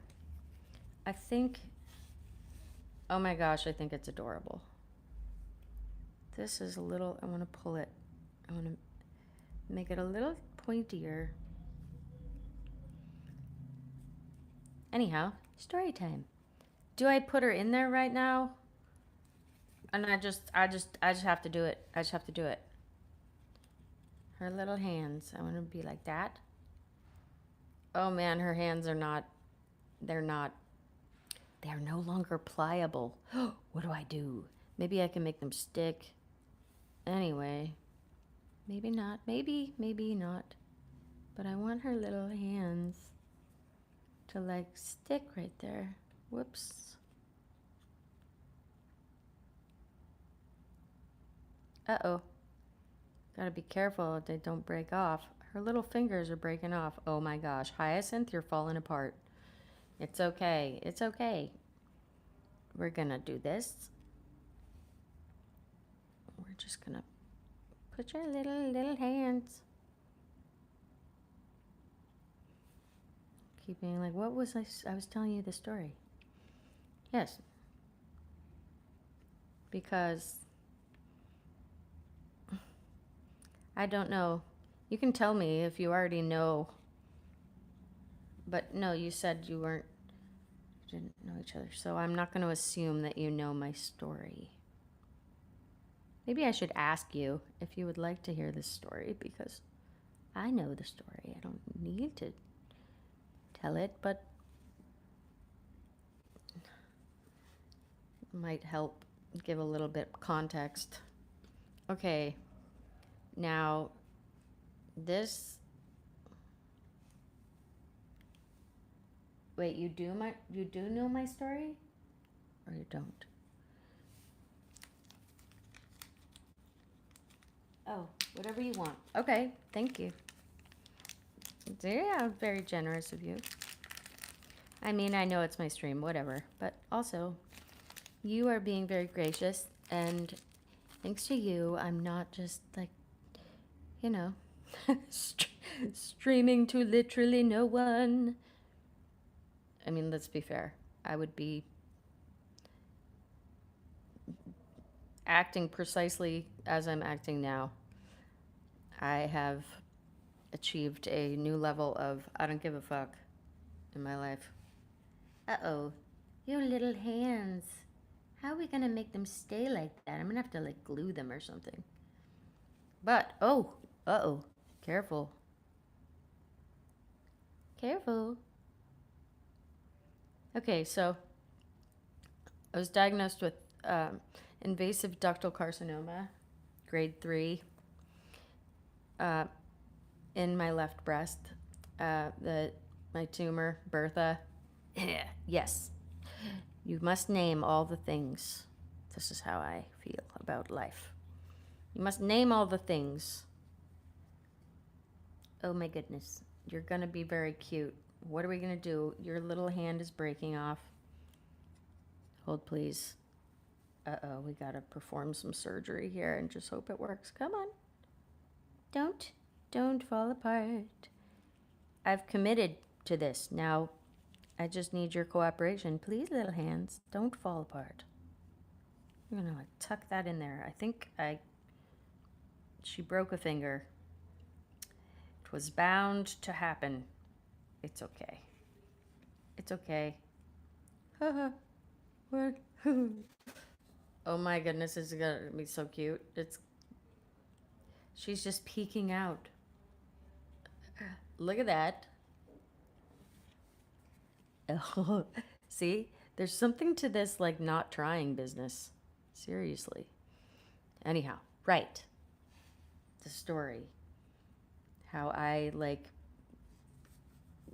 became an accidental influencer. I really did not. I wasn't ready for that at all. So like the day after I posted it, look at what's happening here. She's like becoming an amputee. Although, you know what? If you keep falling apart like that, I'm just going to let you. You know why? Do you know? Like I just said, you can regenerate. I know you can. But you've got a little finger under here. Let's get that out. Uh-oh. It's okay, little beep beep. She's a little cutie. Her little thumb broke off, but that's okay. Oh my god, she is so cute. I can't even, look. What? She looks real. This is too fun. Okay, but I gotta go quick. I gotta do this quick.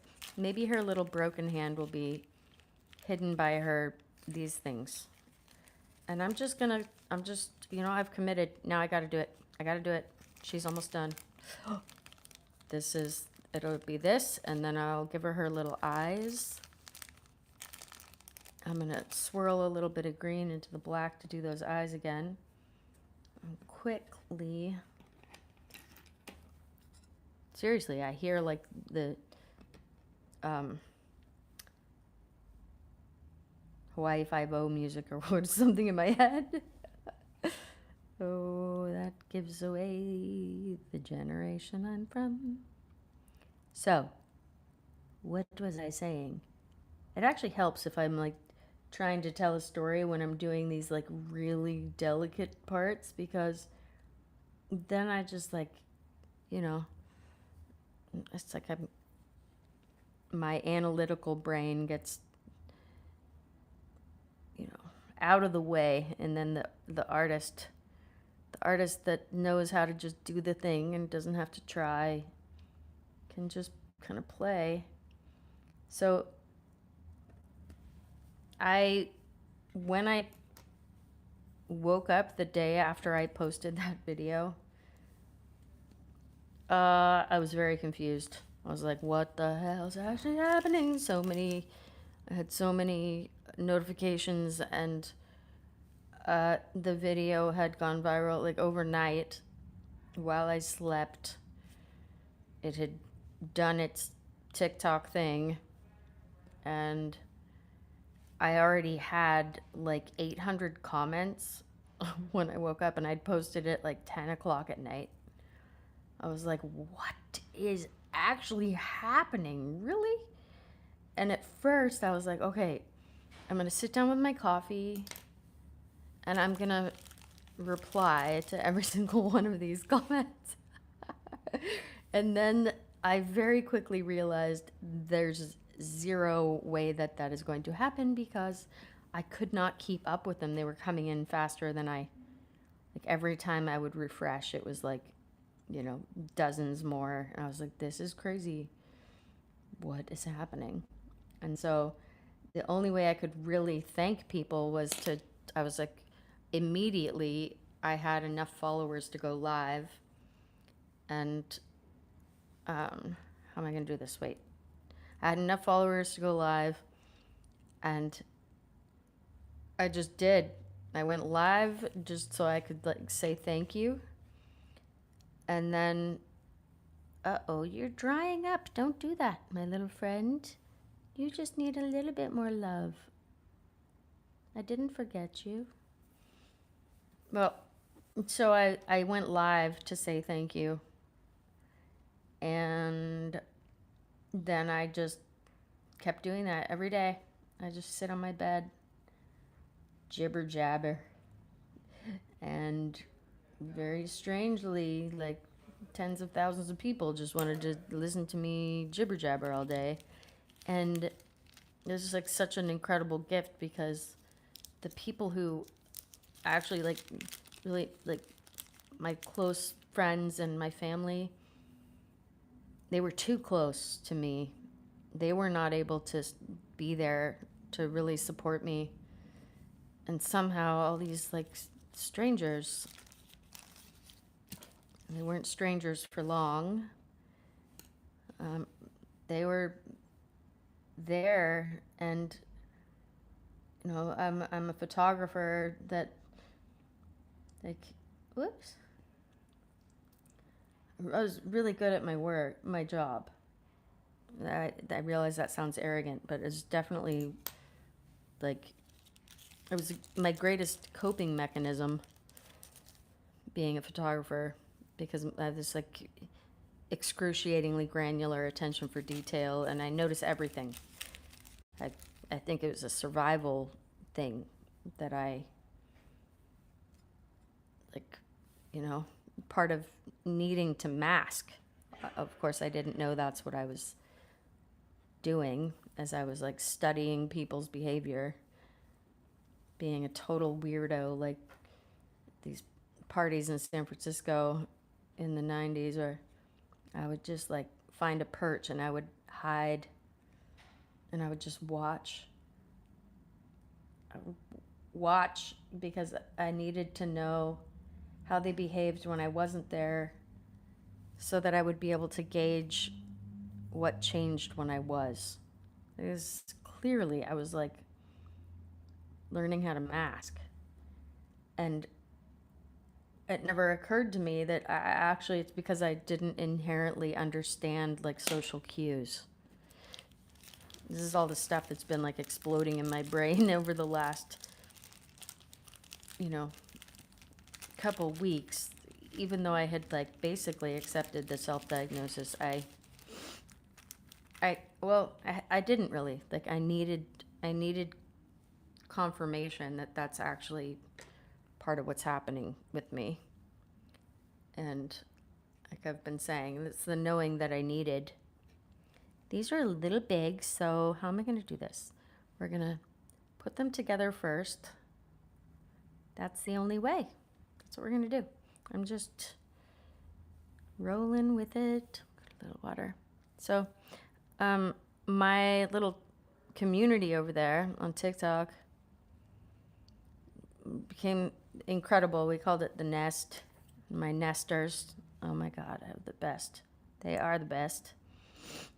I recently lost one of them, and I haven't even, it's been hard for me to even really comprehend because he was such an integral part of that community. But,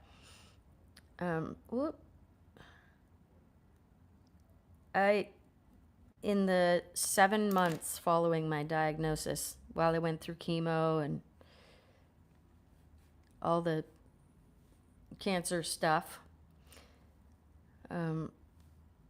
I only missed 7 days of streaming in that time, and after like decades of being the watcher and the photographer, like I made a career out of my like watching, my witnessing, and being like so good at not being seen as I was doing that. Like, that's really great. Photos, in my opinion, are the ones where you can't see the photographer, right? It's really like genuinely honoring whatever the moment was that you're photographing. It's not, no, it's not posing. It's not performing. People are so beautiful when they're not trying, when they don't know I'm photographing them. Oh my God. Anyhow, that's definitely a branch on the tree of my tangents that I need to be careful, because I could talk about my love of photography till the cows come home, but that was not the story I was just sharing. But whoa, 1, 2, 3, where do you want to go? Sorry, I'm asking them. I ask the things, where would you like to be? Maybe you're on the bottom and you are, maybe you are down here? Yes. Let's just put you there. Oh my goodness. Oh my gosh. Oh my gosh. She's coming together and it's so stinking cute. I can't handle it. Oh, why? Why is it so cute? Jeepers. This is what I'm talking about.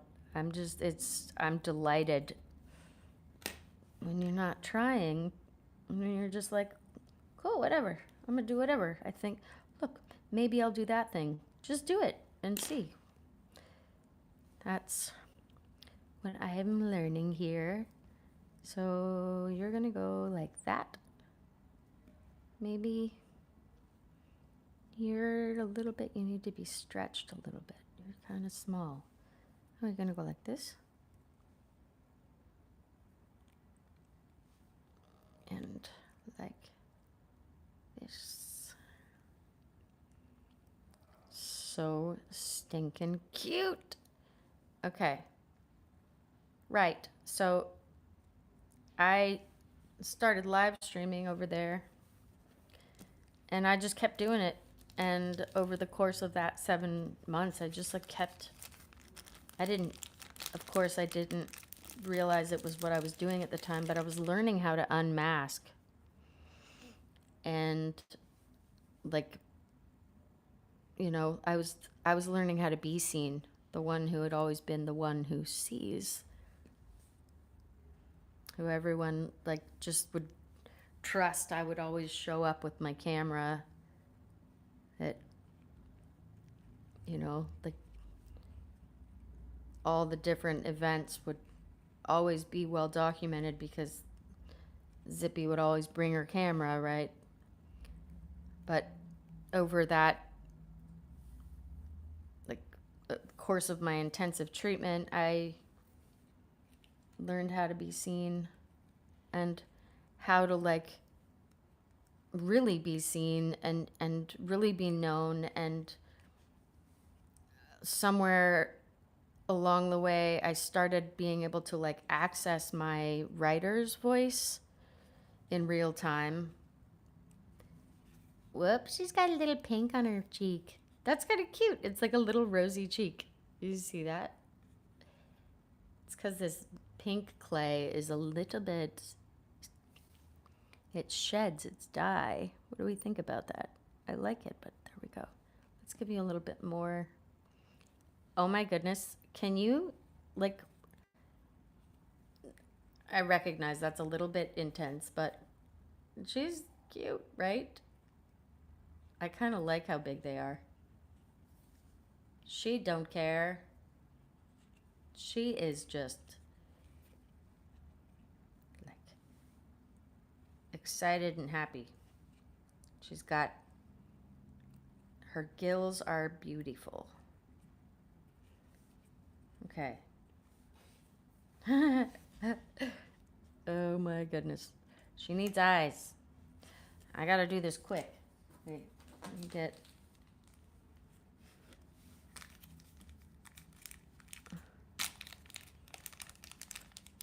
Maybe I went a little overboard with those things, but I couldn't help it. Whoa!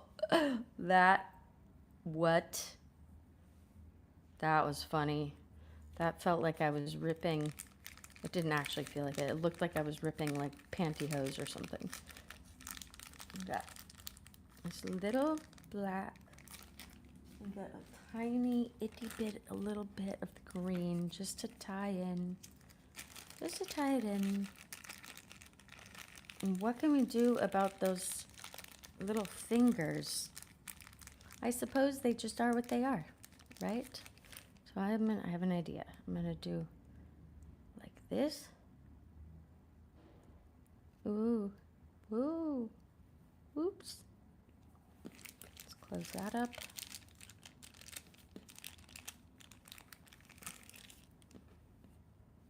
This is tricky business.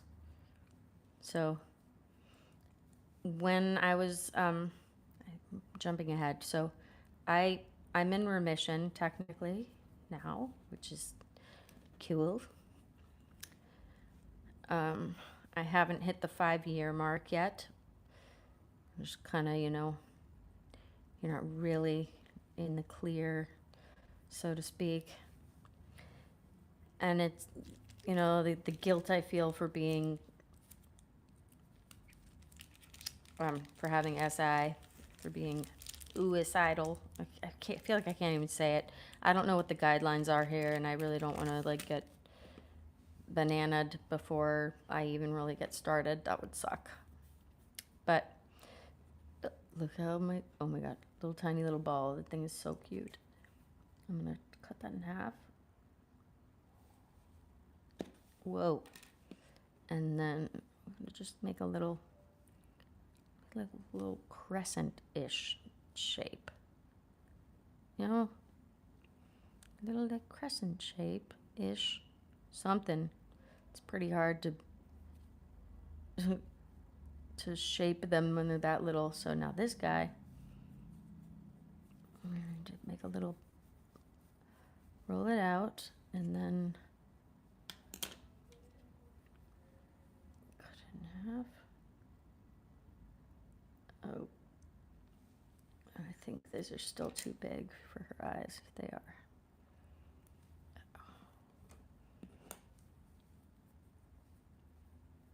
So I did 6 months of chemo.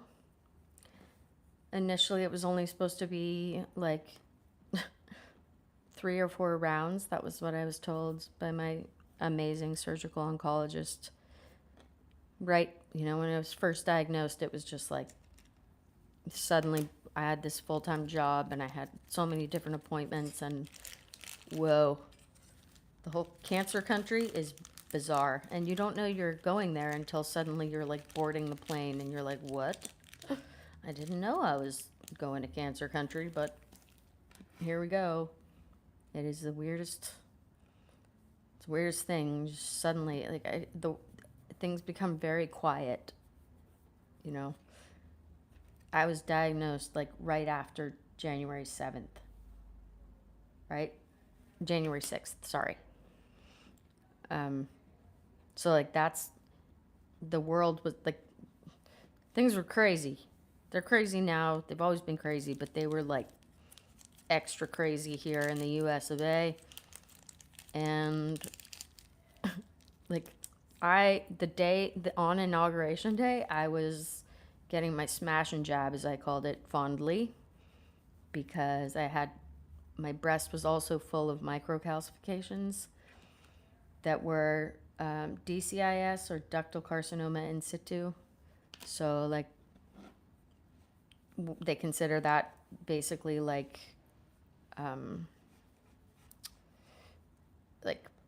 stage 0, right? Like stage 1.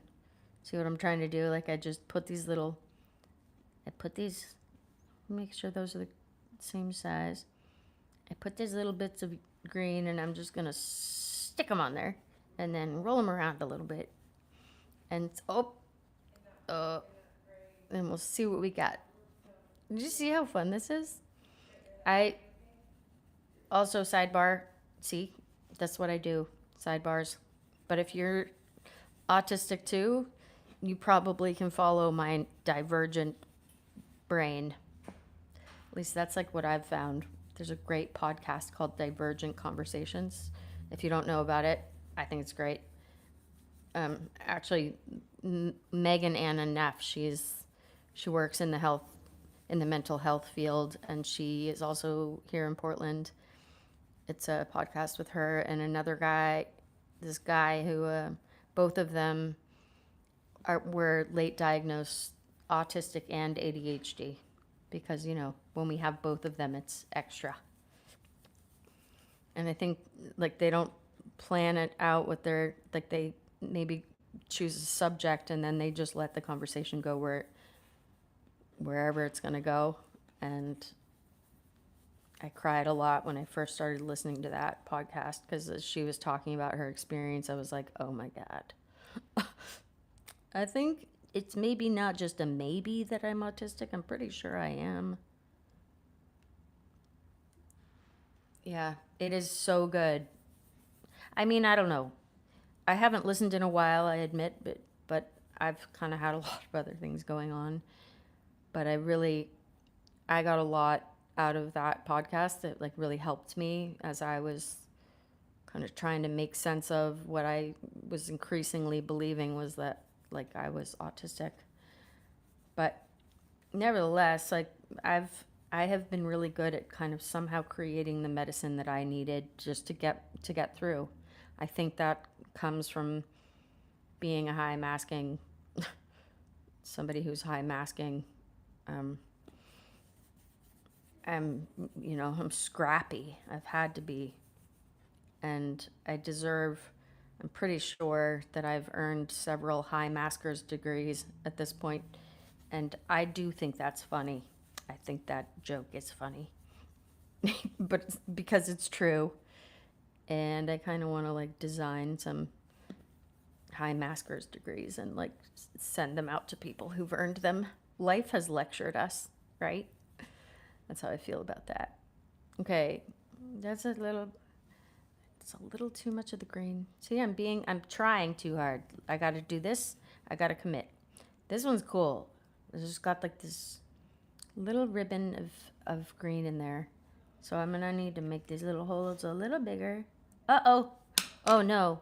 Oh no. Dun dun dun dun dun dun dun dun dun dun dun dun. Dinner dinner. Dun dun dun dun dun dun. Is that James Bond? Oh, zippy. What? How have I was too serious. Too much of my life. It's just too serious. Ooh, she's losing an eyeball. Folks, where'd it go? Oh no. Oh no. I can't find it. Come on. I'm lost. There it is. Like, no, we can't lose an eyeball. So we're gonna need to do this real quick. Make that a little bit bigger. Just so we can drop that in there, and then we'll try and like close it a little bit around it. Get in your little socket, little eyeball. Let's do it. Oh, come on. Ready? Don't squish. Okay, I hear you. It's like I gotta be quick because it's trying to just like shrink back down. It's contracting. Let's put a little eye. Whoop. Whoa. It's like, no, I want to stay on your finger. Come on. There we go. Oh my God. That is too cute. Jennifer, we did it. Wait, we just need to.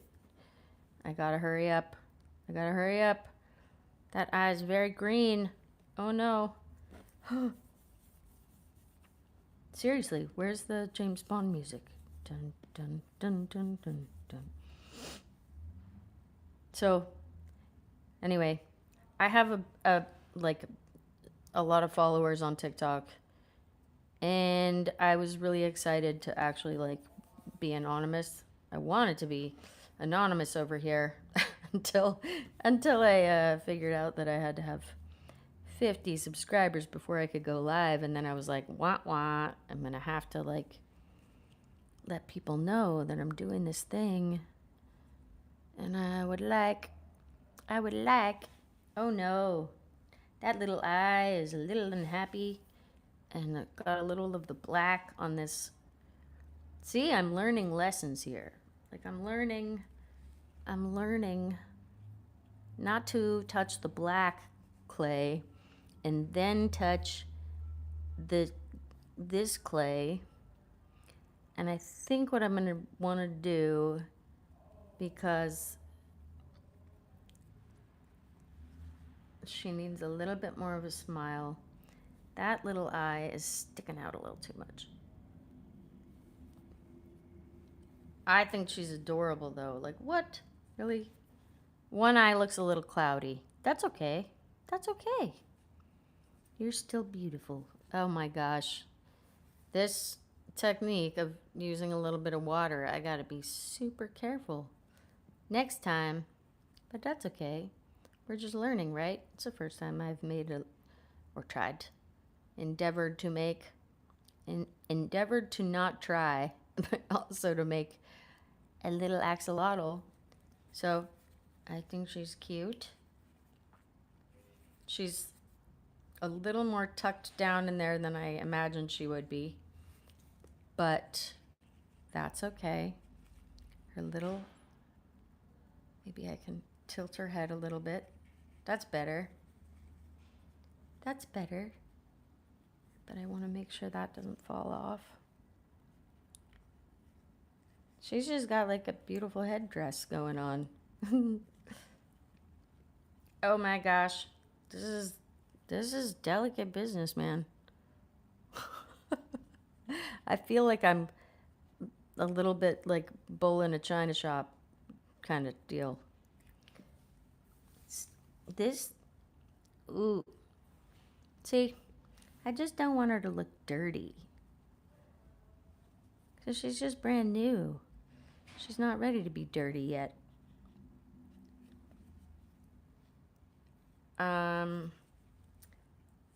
What do you think? Do we vote yes for the little, put a little swoop on top of her head? Or what do we think? She cute. Her little smile. Jesus. Oh, black. Black. You're gonna be the death of me. This black. Black. Come on. It's very stingy and tenacious. The black stuff. Okay. The inspiration for this had this little swoop on its head. Let's go for it. Okay, let's do it. She wants a little swoop on her head. She wants to be part of the family of soft serves. Okay. I have a little white. I'm just going to be true to that. Oh, can we smile a little bit more, sweetie? I know. I hate it when people ask me to smile, too. But where they say, why don't you smile? Like, F you. I don't feel like smiling. Doesn't her little face look like Red from Fraggle Rock? Let's give you a little smile. Make you look a little more like the little one in there. Cute. Ugh. Her little hands. Oh, her little body just good. She got like smushed down. Hey, come on. Let's give you a little bit. You can come out a little bit more. Let's see. Uh-oh. There we go. That's good. That's better. See? I want to see her little head. And then we're going to give her a little thing. A little bloop, bloop, bloop on the top. I'm trying to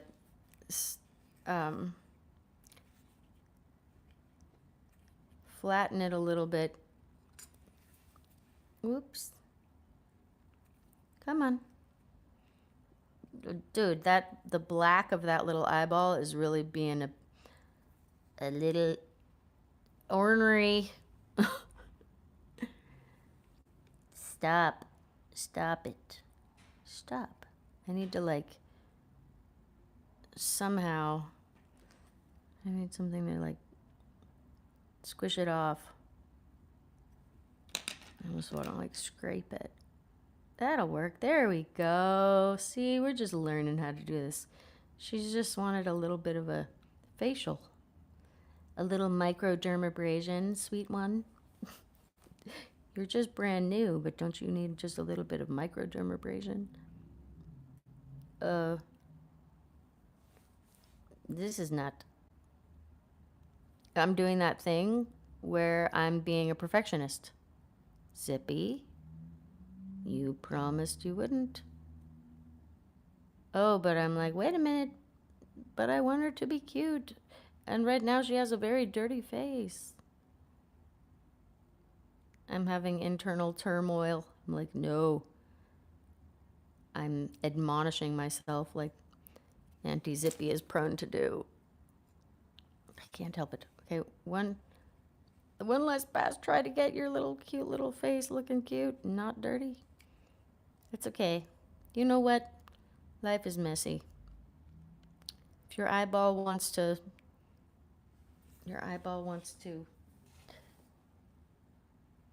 like bleed onto the rest of you, so be it. Okay, white. You're gonna give her a little swoop on the head, and this is gonna be very easy, and it'll detract from these, like, all the dirt, the black that has, the black, it will detract from that, I think. Maybe, we'll see. She's a happy girl. Okay, just a little swoop of white.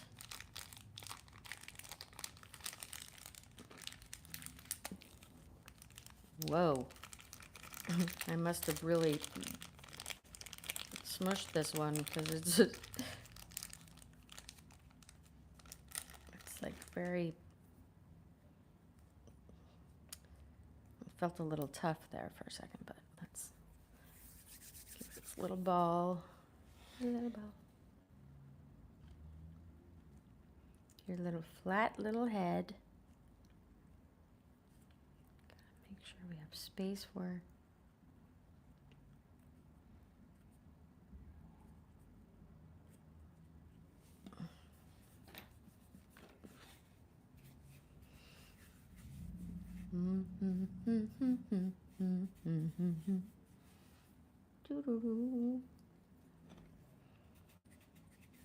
Right. Oh. Right. So I got distracted because this is like a timing thing. I'm like, whoa. What are we doing? What are we doing? How are we doing it? We better go quick. We better do that really quick. Okay. We want a little, I'm trying to use this to make a point. There we go. See? You just learn how we just learn as we go. And we're gonna give you a little swoop on your head because, I mean, everybody needs a little swoop on their head. Look at that. So cute. Whoop. What? Okay, so then just a little, that's gotta go like that, just a little bit. Okay, And then tiny little bit of water. Barely any. We're gonna go right, like 1, 2, 3, boop. Oh my god, it's so ridiculous. I can't even. It's so ridiculously cute. Look at that little guy. Look at that. I'm gonna give you a little bit more, push you up out of there again. Whoa. That might have made it a little easier, Zippy. Take the, she's already so stuck, look at, but I want to give her a little bit, I want her to come out of there a little bit more. There we go. Smush face. Smushed face. Smush beep beep. She's cute. Her little hand is stuck to her gill. That's good. Then it won't fall off. How's she look from the back? She looked just fine. These go that way. Now that they're stuck, we can just kind of push them back a little bit and make sure she's coming out of there. There we go.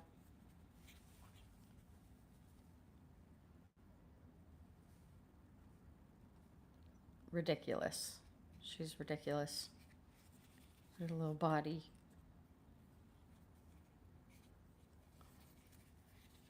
And there we go. See? The art of not trying. I don't know. Yeah. Lessons were learned. Black. Careful with black. Fingers, maybe make those at the end so they don't dry out. That's a good thing to learn. And what do you think?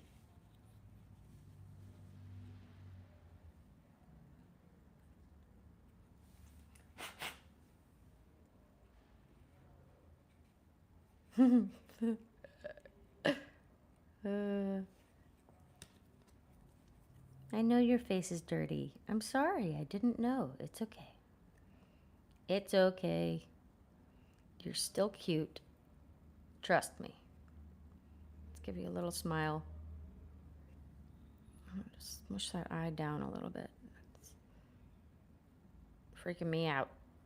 Just a little too bulgy. That one is perfect.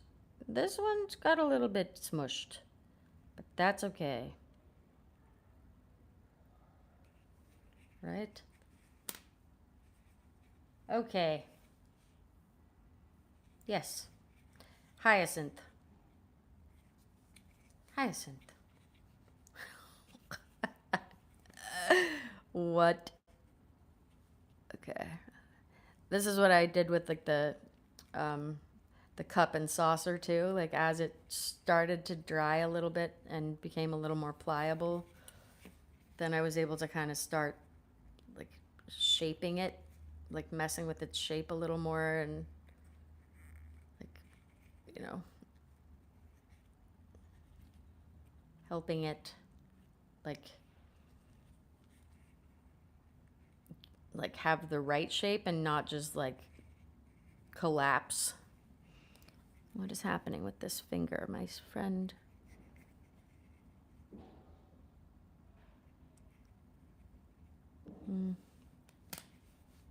Wonder if maybe I can use this. Put a little bit of water underneath there.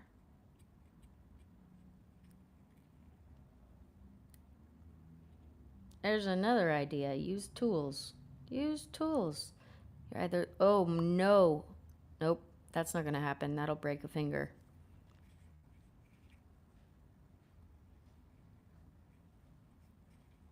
Oh boy. Careful. Don't lose a finger.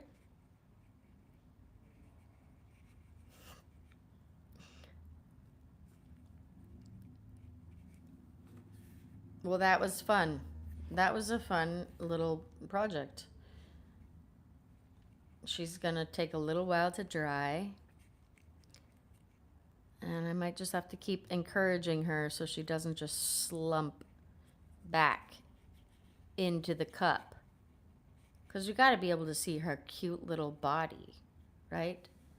I mean, you got to be able to see that.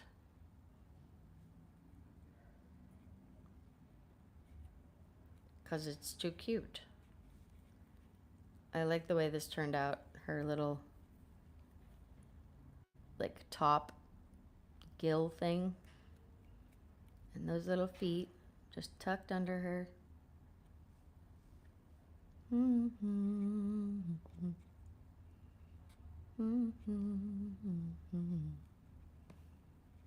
Yeah.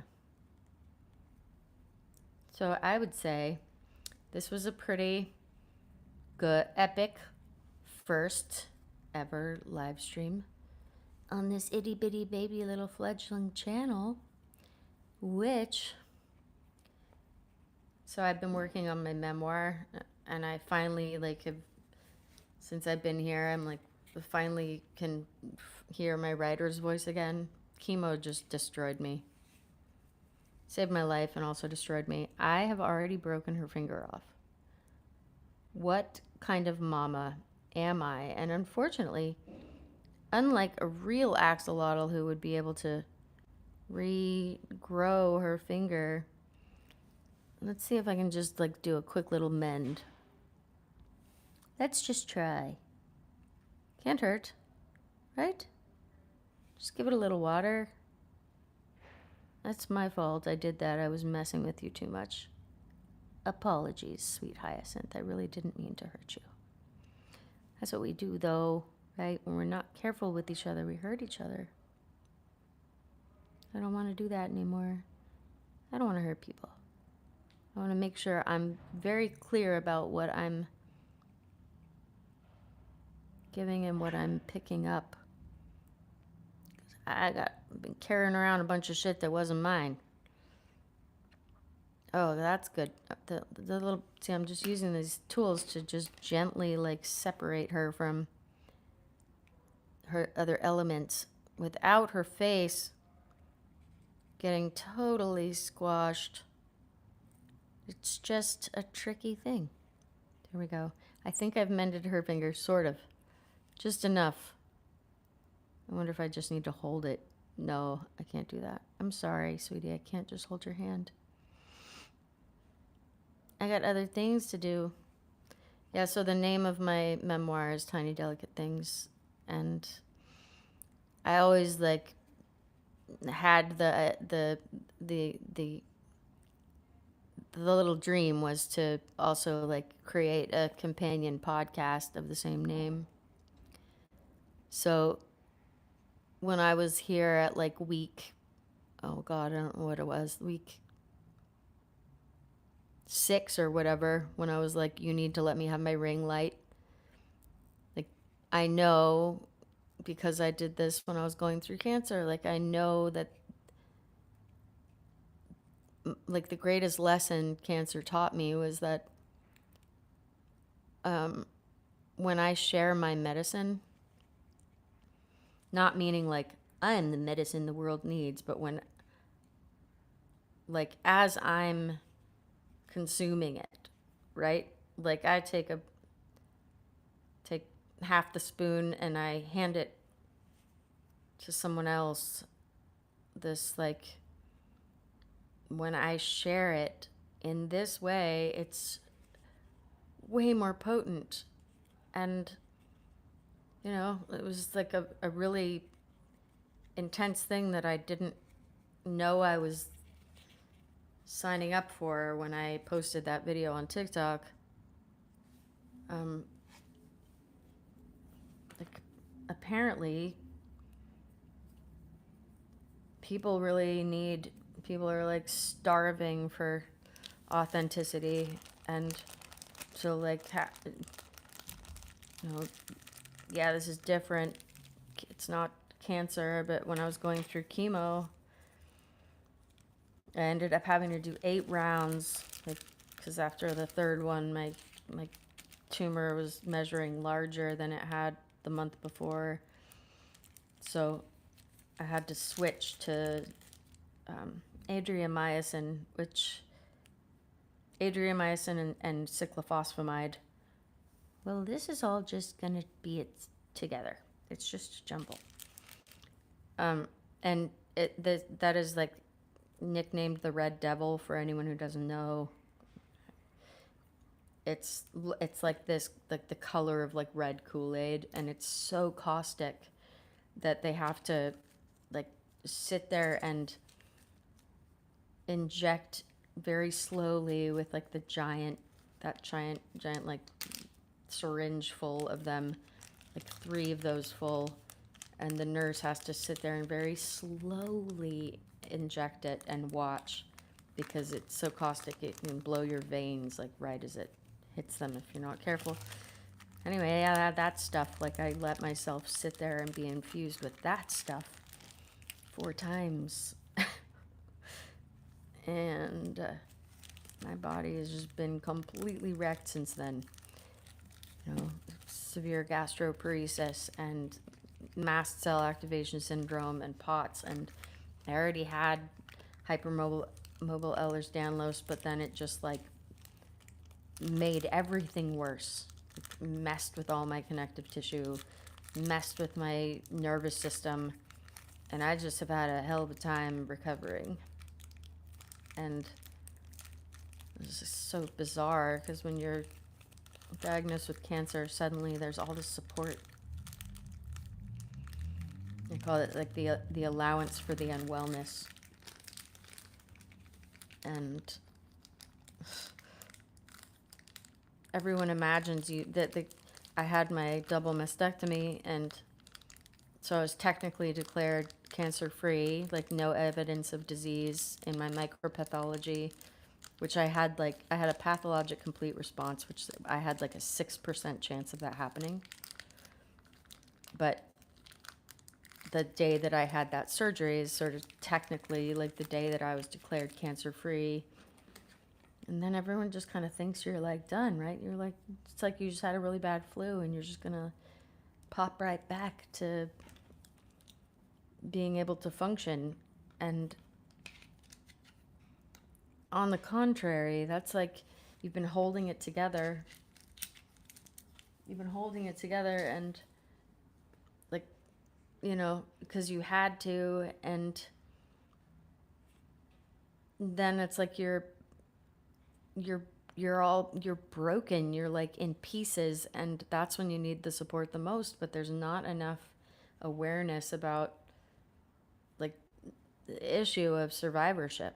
Like, okay, cool, like we saved my life, but what kind of life did we save? Like, what kind of life now after chemo? I didn't know what I was saying yes to, right? I did not know. And I tell you right now, if I have a recurrence, I am not doing that shit again. No. Because just like Chernobyl, right? Like where the I'm gonna leave her right there for a minute. I wish you could just look, like, what do you think? Hyacinth has more character, but not bad, right? Pretty cute. I'm gonna let her sit right there.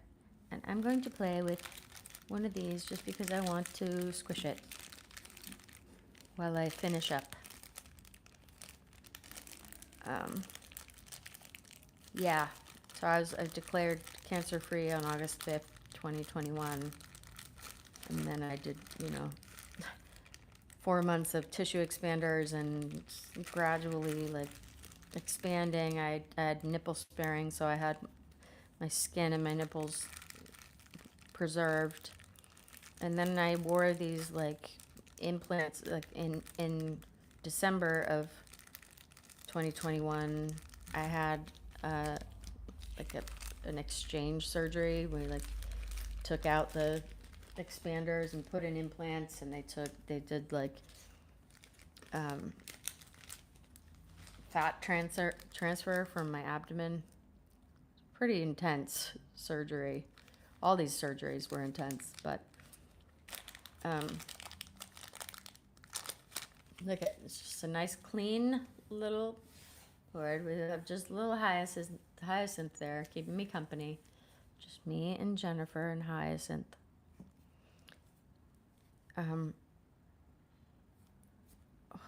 was I saying? Okay, yeah. So I exchanged the tissue expanders and put in permanent implants. And I had said, like, you know, I've never had cleavage. I've always been a tiny person, like, you know, most of my adult life. 5'2", 95 pounds, just a itty bitty little bird. And I'm like, give me cleavage. So she did.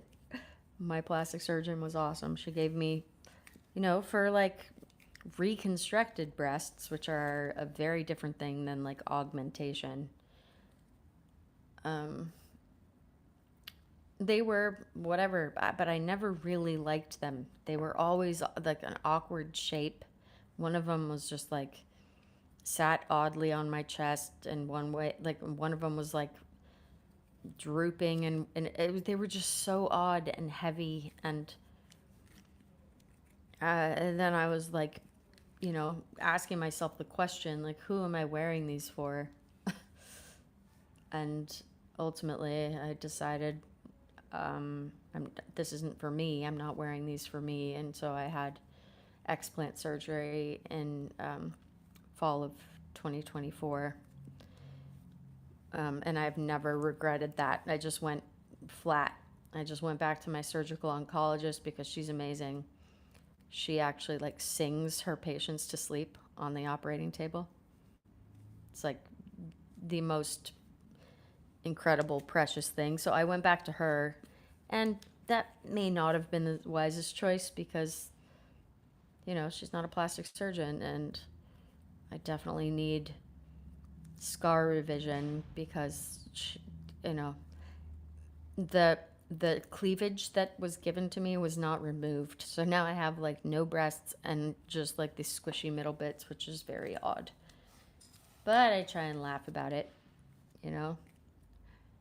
everyone's like, when I would say anything about how uncomfortable those things were, I actually had some people say to me, yeah, well, you're alive. Like respond to me as though I wasn't allowed to feel some kind of way about these things that were in my chest, that because I'd survived and some people don't, I had to just be grateful.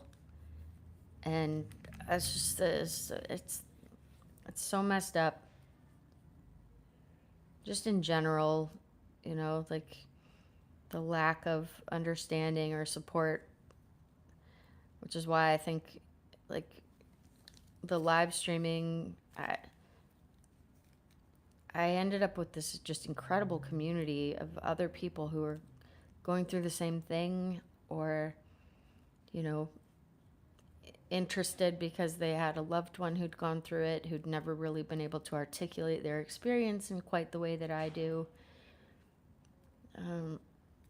It was really, really helpful for me. So that was like, I think that's why when I was starting to feel really like, okay, this isn't working here, me being here, like I've been here so long, what the hell? I was like, I need to live stream. I have to like share this. And that was the intention the whole time, was like, I'm gonna live stream, and I'm gonna provide free downloads of the mandala that I'm working on that day, because I color the mandalas that I draw. They're very detailed, and I'll show you if you'd like to see. Here. Just to give you a better sense of what I'm talking about. I've always said I feel like these are like the clearest evidence of my autism. Hi. Dinner's ready, just so you know. Thank you.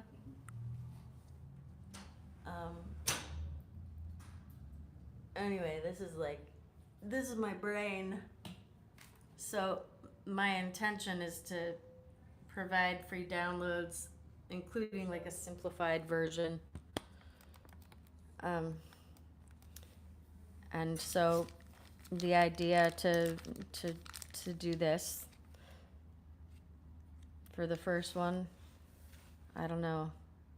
I just needed to come over here and do this because, you know, just found out that I'm going to be discharged in a week, and instead of sitting here like worrying about it, I decided I would just come and do this because it helps me. I don't know. It helps me get out of my own head, I guess. I don't like how I just realized why that eye is looking strange. Look, this is what I do. I just kind of nitpick. There's so much black on your eye. Hyacinth. Oh man. She's dirty. Whatever. She's got one eye that's like bulging out because I didn't quite get it in there tight enough. That's okay. Right? It's okay. We did the thing. Also, like, live streaming it is like makes me accountable. So I did the thing. Jennifer, you are special. I'm deeply grateful, and I mean that. I hope you can hear that. I feel like I should say, there's my little face. Like, oh, I didn't take off my glasses. It's funny, I put my headphones on just so I could. Sorry about that. See, I accidentally swooped away, but that's what happens when I try and show my face, because then I'm like, no. I wanted to be like a faceless YouTube channel, but it's gonna be whatever it's gonna be. And she's cute. She's a little dirty. She's got a little whipped cream on her head or something, and her name is Hyacinth, and Jennifer named her. Thank you so much. You know, like I always say on my other live streams at the end, so I don't know exactly when I'm gonna live stream again, but I probably will soon, and when I do, I will probably be coloring. Oops, I'm grabbing one of I was recently working on this one. The one that I'm going to do, the first one that I've been saving for my first, but see, this ended up being my first live stream. But this is the mandala. This gives you a sense of what they look like when and you know, I draw my mandalas different than pretty much every mandala I've ever seen, ever. Every element that I add there's a buffer. Nothing is touching the things that came before, because I want your eye to have space to breathe. Unlike most mandalas, so like if you were a little pixel and you were trapped in the middle, you could find your way out. You know, you could always get out. When you look at other mandalas, they're just like, I feel locked in, and mandalas, like I've never been really, I don't take these seriously either. They are me like not trying. This is like my brain doodling. And I've published one of my coloring books. Like the very first one is on Amazon, called Mandala Medicine. And I have the intention was that to publish then like 6 more volumes. And then I got really unwell, and I haven't finished those yet. But these ones that I've been coloring here, they are all like more recent ones. But now that I like just explained to you that thing about the negative space, you know, now you can maybe like see it. It's like the negative space in between all the elements matters to me as much as, if not more than, like the shapes themselves. It's like, yeah.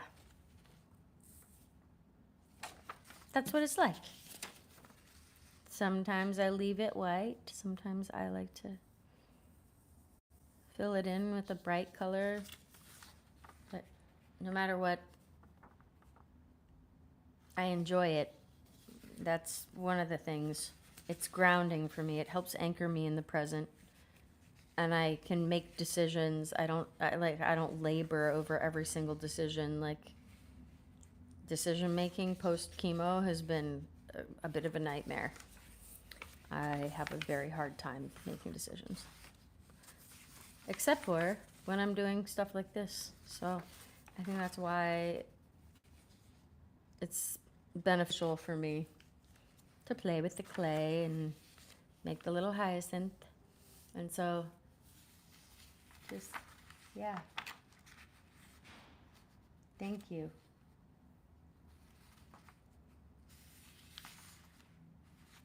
Until next time, wherever you are, whoever you're with, take care of yourselves and each other, okay?